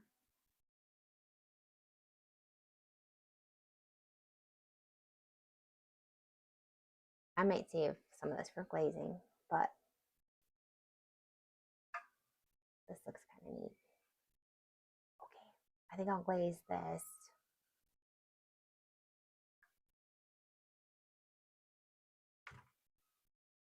And I kind of like this. I kind of like this, just a painted edge, nothing too fancy.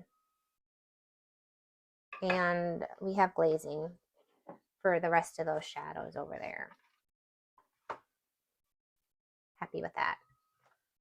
Okay, and you can still see, hi from Michigan. So fun. Hello, thank you everybody. Okay, but how cool is that pink in the nose? And that we don't have the pink anywhere else. Like, I'm looking at the nose and I'm looking at those eyes, and that's what we want. Before we move on to the light side, do we need to scrape? And I would always say yes to that. Do we need? Yes, we need to scrape. We definitely need to scrape. Oh my gosh, we caught some of the scraping at like the perfect time.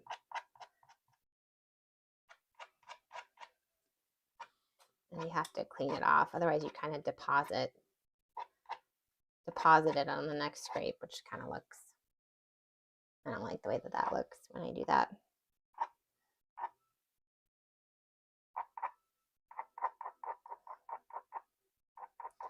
But if you're doing it on the dark part, then you don't notice that as much. I like the scraping right here. That's pretty.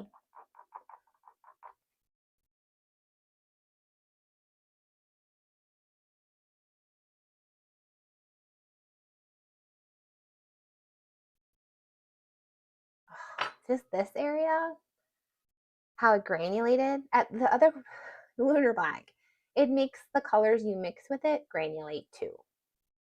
The coolest color. We got a lot of cool colors. All right, let's do the light side, and then we can glaze, and then we can remove the masking. So there's only like 7 steps left. I think I'm going to paint. What am I going to do on the light side?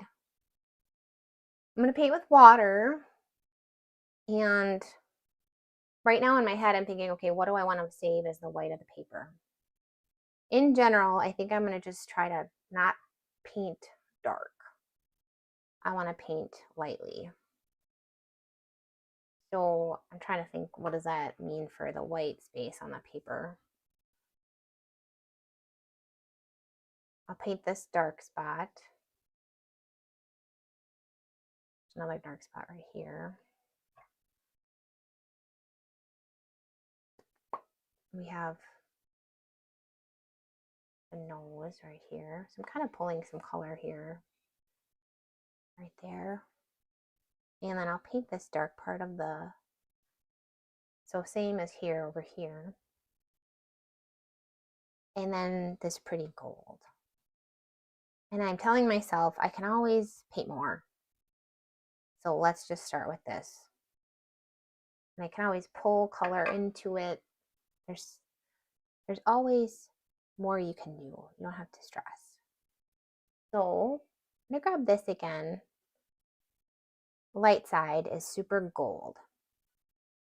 But I think I'm gonna start with a little bit of our black. And pop that in.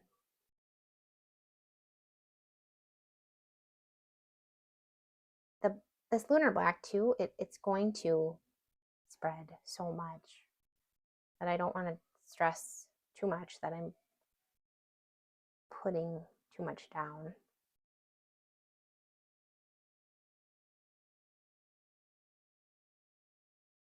All right, I have rust on my grainer brush. I'm going to grab a little bit more rust.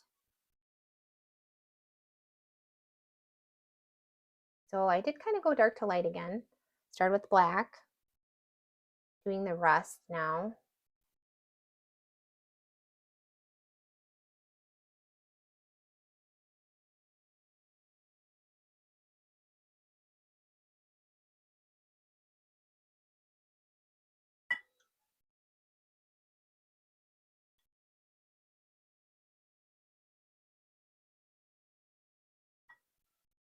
And pop some of that rust in here. I'm trying to get a really heavy mix, but not too much of it on my grainer brush.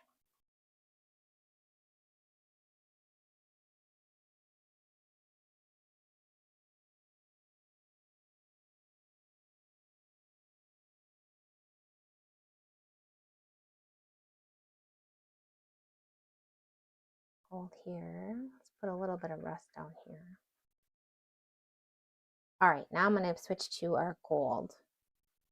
So I'm going to kind of scrape some of it back into my palette, but I'm not going to worry about cleaning it. And then I'll go for my gold. And we don't have to be as sparing on the gold on this side as we were on the light side. But I also don't want to fill in like every little bit.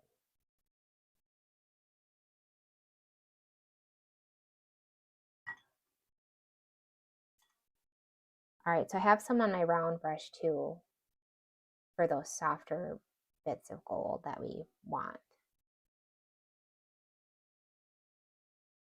I just don't need this many brushes anymore. Put those over here.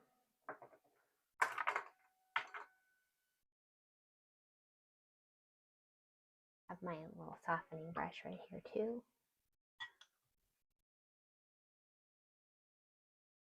Soften that gold when I put it down.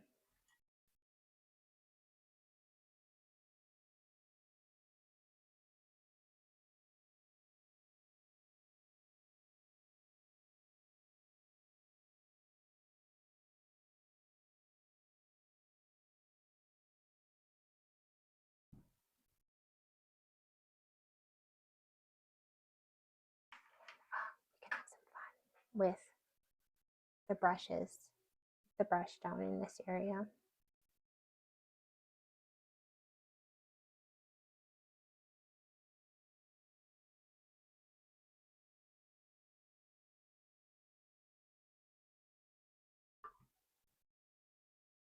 It looks a little funky, doesn't it?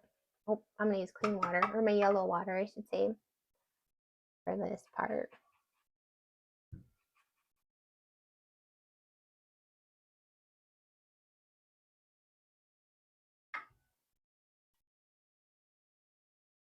Maybe lift off a little bit of that. Maybe that's too much. Oh my gosh, she's so cute. I'm gonna grab some buff titanium actually. pop that in. See if I can get her outline a little bit better in place.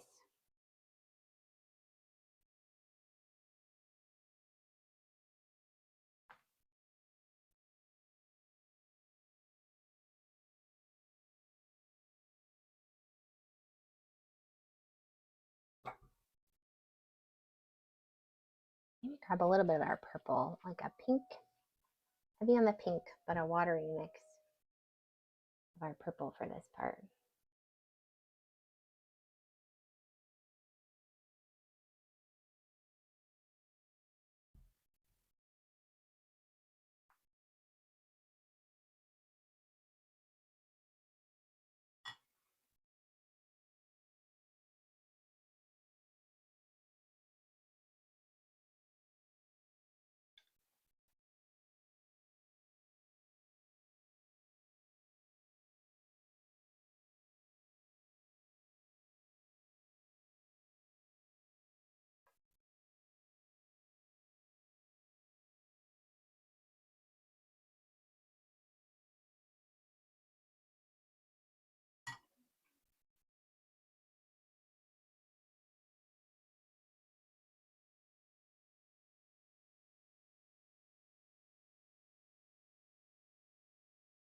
I don't know how to explain what I'm doing. I'm kind of just trying to soften and pull color and make it a little bit more congruent. These shapes on the light side.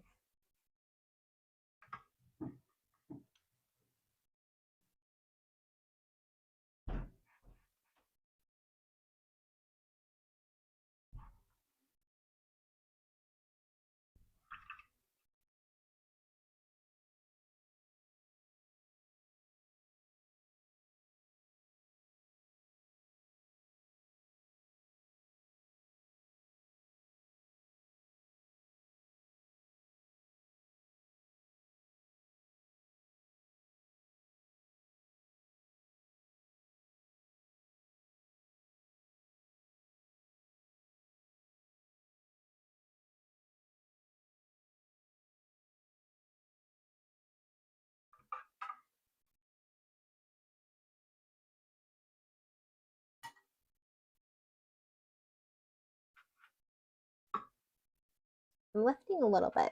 I feel like we've achieved the gold that I was after. And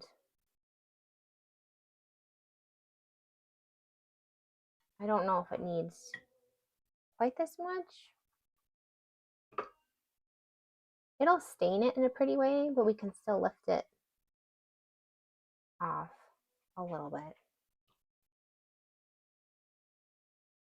Oh, that's pretty.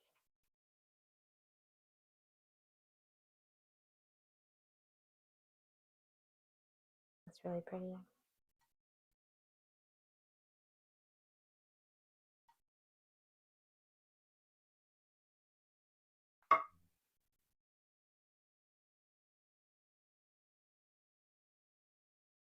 And then it's almost time to glaze. I love glazing. It kind of saves the day sometimes.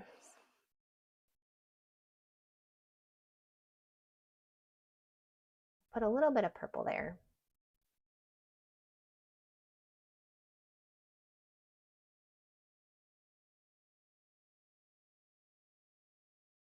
Lay some purple right there too.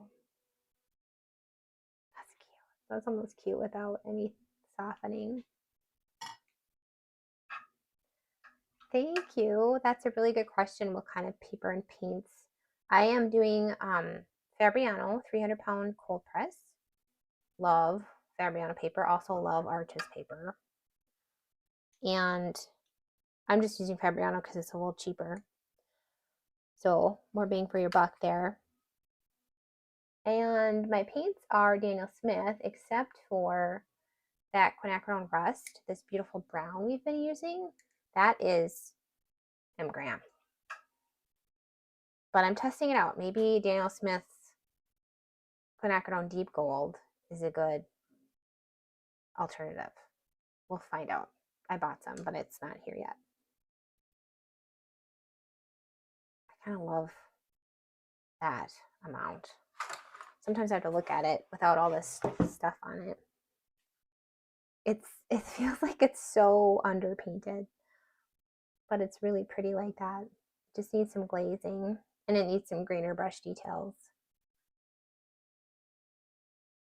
Okay, well, I'm just gonna start glazing, and we can always just see what happens after that. So do I have purple on my, I have a lack of scratch paper right next to me.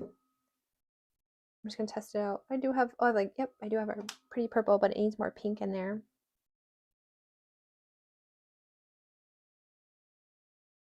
All right. So I have both of these. I have my softening brush too. I love to have a water-only brush for softening. Sometimes I'll just soften like one edge of a glaze. And then you can have like a soft edge and a hard edge on the same little area. So we're starting with purple. I'm just telling myself that so I know where to go. And I'm kind of focusing our purple on the dark side.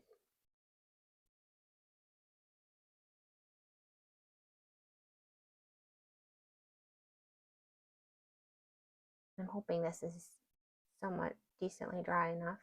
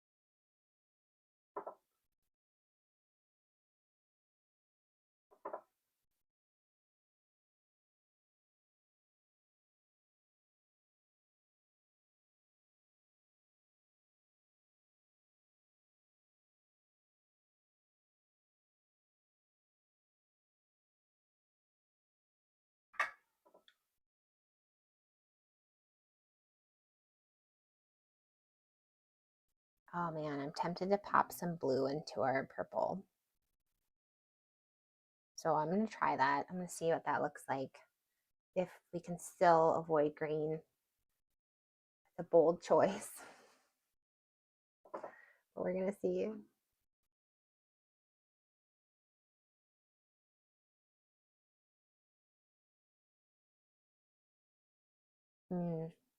Maybe I just need more black.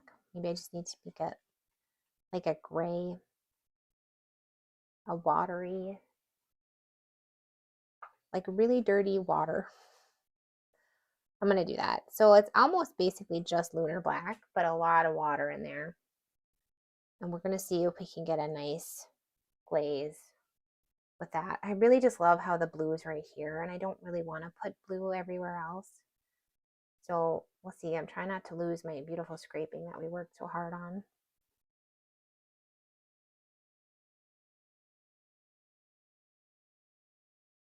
And I'm putting this glaze where I see these obvious shadows, and then anywhere that maybe we didn't make the fur quite dark enough.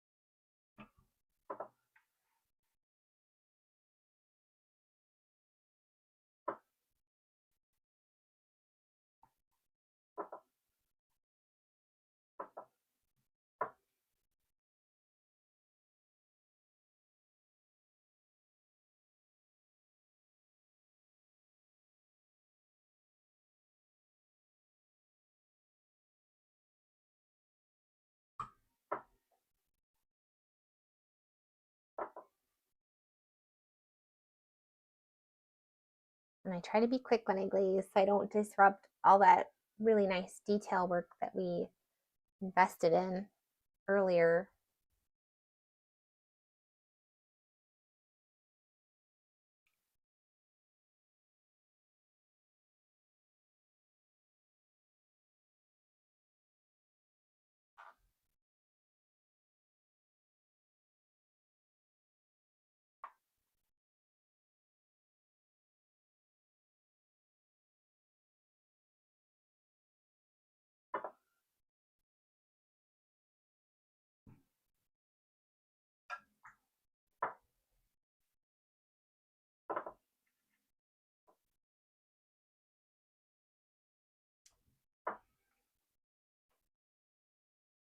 And sometimes you have to glaze with your grainer brush, get that shadow and the fur pattern in at the same time. I'm gonna get a little bit of a heavier mix for some of this shadow.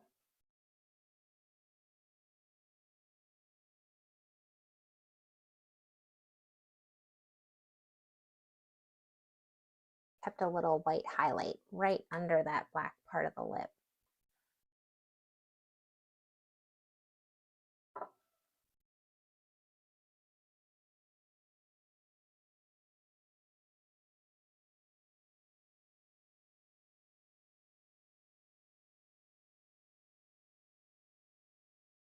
Oh my gosh, what a cutie. I can't take it. She's so cute.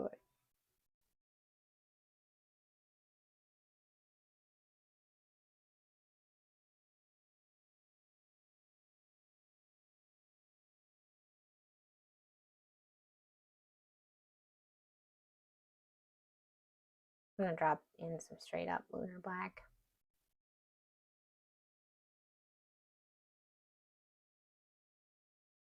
Get some of that a little bit more deeper.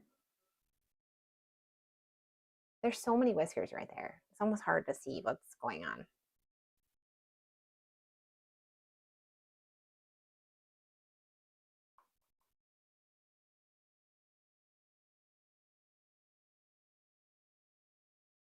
I think maybe that's too much of a value. It's a little too dark of a value for that part. Oh, my dirty water has a gold undertone. I still want to get green. But I thought maybe we could have some fun things happen right there if I dropped in some water.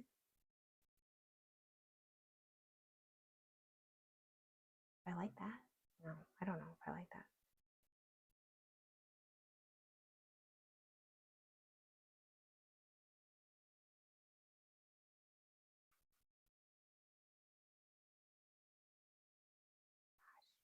So cute. All right, going more for our waterier mix.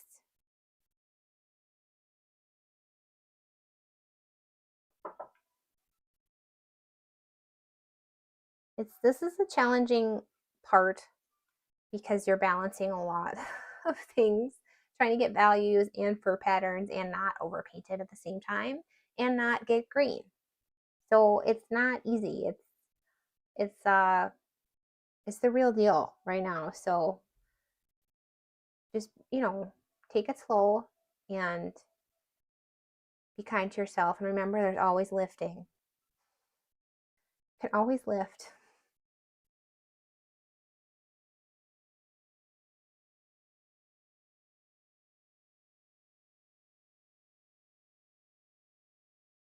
But I think we've got the shapes in a good place, which is really fun.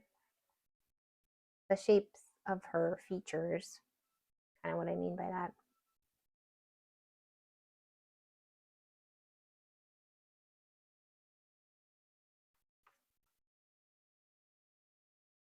All right, I've just dirty water here.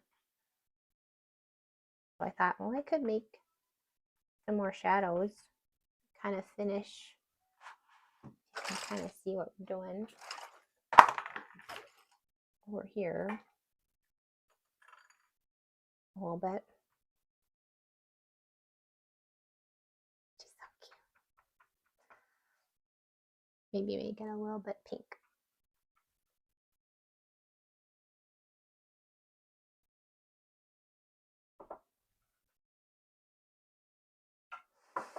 I can't get over how cute she is.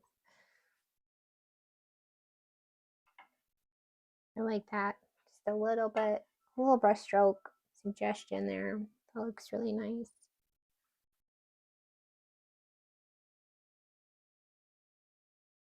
I love brushstroke shapes. And that's kind of a style choice too. So that's not something you have to prescribe to by any means. And then maybe some little grainer brush details. Finish out some of this information. Oh, our dirty water is like the perfect color for really light shadows in the white fur. That's really fun. I don't often have like water that's so dirty like that it works kind of nicely in that way.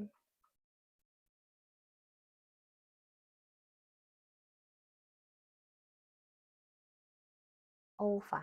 It's just fun. It's fun when you're like at that stage where, oh my gosh, it's basically done and you can breathe easy. Oh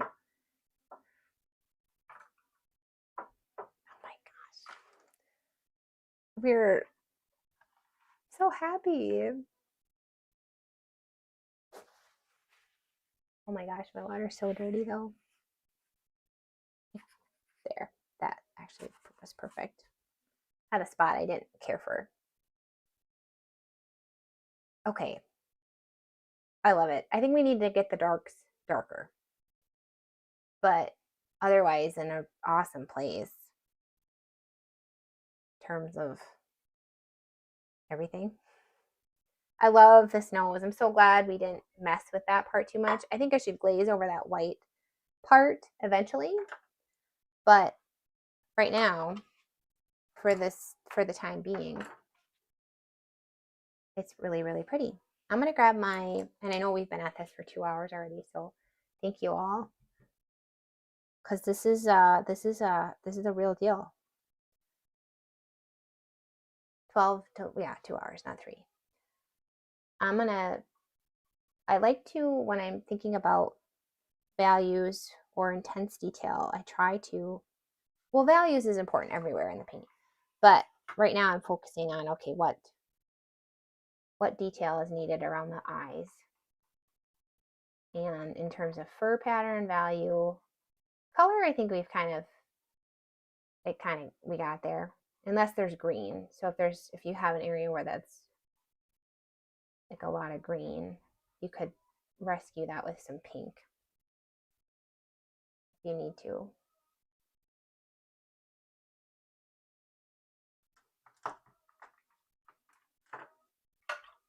But I want to make sure I have my darkest darks in place with the black. Just see what that looks like. There we go, a little bit lighter around the eye in this part.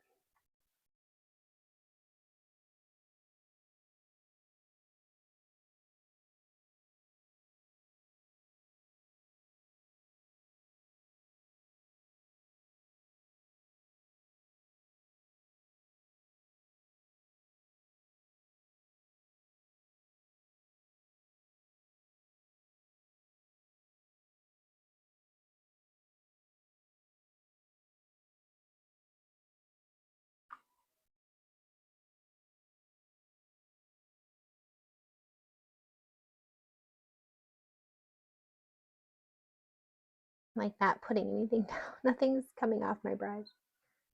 That can be frustrating. I don't have enough water on my brush. That's the tricky part with grainer brush, because it kind of has to be perfect conditions for it to do what you want it to do in terms of how much paint and how much water is on your brush and your paper. This is nice. I think a little bit of this black will set the rest of our values up for success that we've already laid down.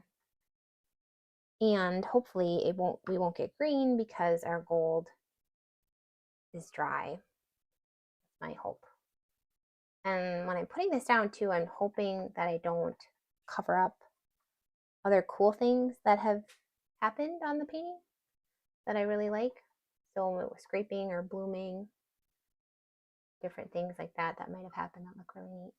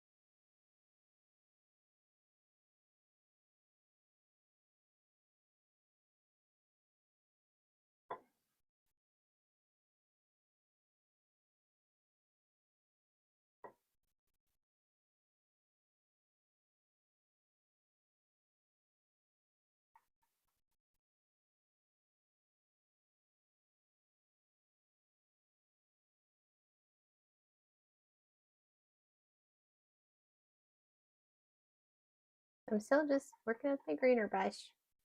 Try and get the values and the fur patterns at the same time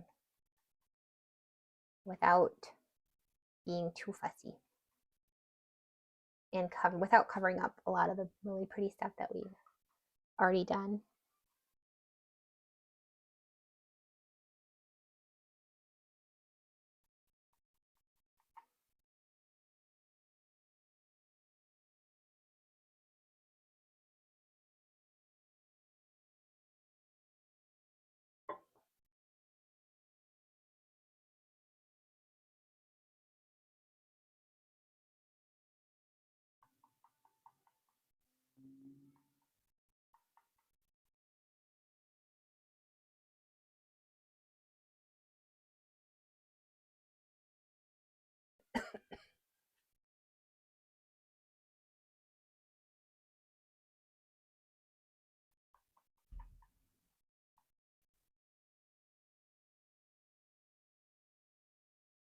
Oh my gosh. I'm having so much fun. The time goes by so fast. All right, and we don't want to need a greener brush everything. I'm really thinking about the eyes, the face, and then I love having more of that abstract wateriness on the rest of the body, which is great too because that saves time too. 1 second.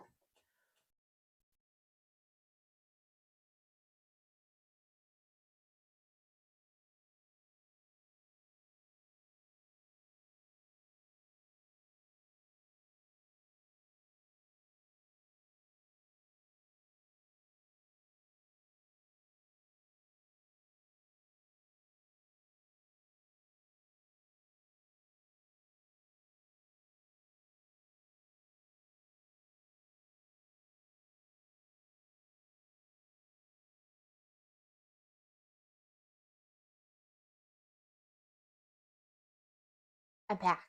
I'm thinking while I was having my cough attack, you could, and I'm not committed yet, I'm not sure, but you could do like an orange glaze if you wanted to really make that orange punchy. I'm not sure, especially because this person requested natural colors, but I kind of want to just try it and just see. And I love the orange that I really like would be the opera pink plus azo yellow, and my palette is so messy. I have like nowhere to put this. Actually, do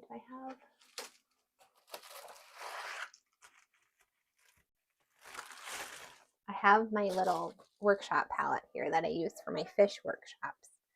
So I'm going to cheat and do that and mix up a pretty orange. You can almost see like what it would look like. Oh, see, that's really pretty. See, that's really pretty. And I could start with those areas that are really, really orange. And start with the areas around the eyes. Oh, I do love that. That was a good call. Very happy, very, very happy that I decided to at least try it. Okay, starting on the light side, or yep, the light side too. Put some of that in the nose even. Ooh, look, we can glaze it at the same time. And also very happy that I have a nice clean well for this orange. There we go. And let's punch it up over here too. Oh my gosh, I'm so happy. I'm like so happy we tried this. Isn't that crazy? Well, that's the power of glazing, right there. I couldn't have done any better example of what glazing can do.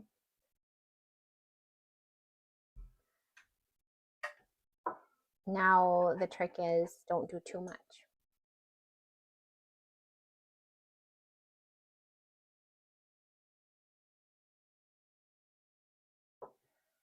And there's no orange fur down here, but we can have it even be like a highlight color on the white fur too. And so I'll do some softening. Oh wow. This is just like exactly what it needed, I feel like.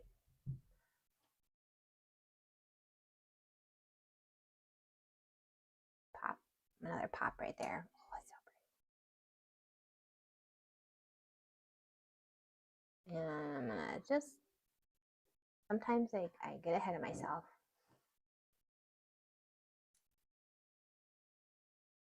I love it right there though. Make it a little deeper right there. And right next to that, a little bit right there. Okay, calm down.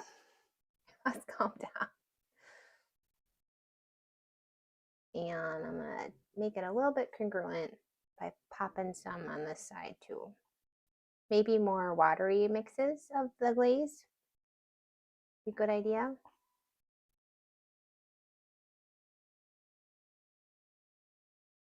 Oh my gosh. Okay, well, there's that. That was fun. I might, let me see. Might lift a tiny bit. Oh gosh, I do love it though.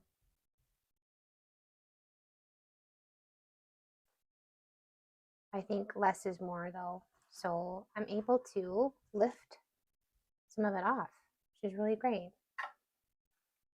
Oh, so pretty. I like the waterier areas over here. Okay, but I love that. That pop of orange really helped make it punchy. Here's my orange.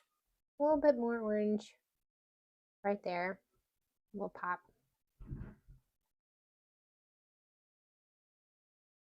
Okay, fun. Good morning, Janet. I'm so glad you're here. Okay, this is awesome. And I'm really happy with it. And I think I think we're going to call it. This is a little too wet, especially because we just glazed with that really pretty orange. I need a little pop of that orange right here, I think. Tiny little popper. There. Okay. I like that a little bit right there in that ear. Anyway, I don't want to remove the masking because of that glaze. It's just too soft right now. So, wow, we did a lot. It's really, really fun. I'm really happy because we got the expression.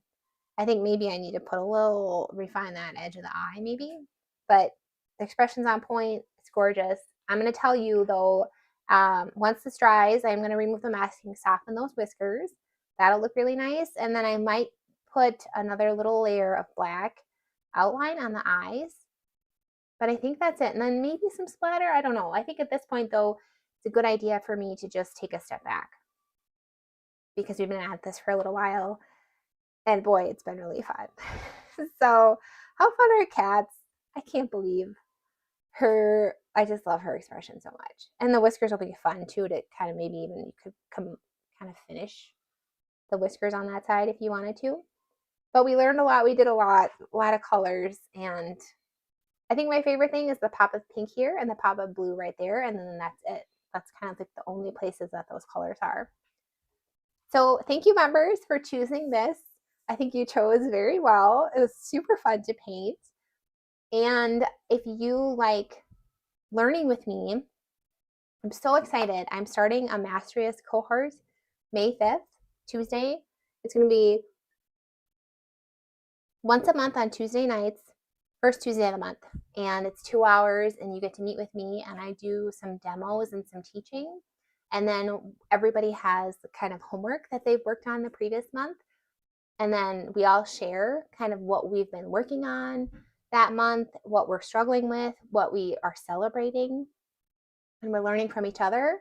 And then hopefully I'm able to answer a lot of your questions. I don't know all the things, but I do know some things. And I'm really excited because some of you have been asking for kind of more one-on-one experience with me. And so that's kind of my answer to that need, and super excited. So if you got the email today, there is a link in there. Otherwise, I think there's a link in the video, but if not, I will put a link in there and the link to that cool masking fluid pen that I talked about at the beginning.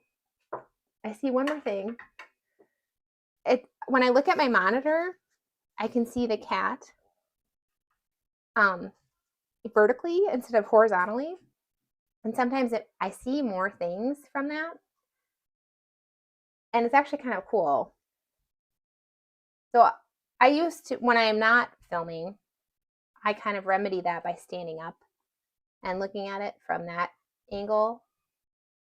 Oftentimes just looking at your painting from a different angle can really help you see things. But I just wanted to adjust this little shape where the ear meets the head. That looks so much better. Those little shapes, features are really important.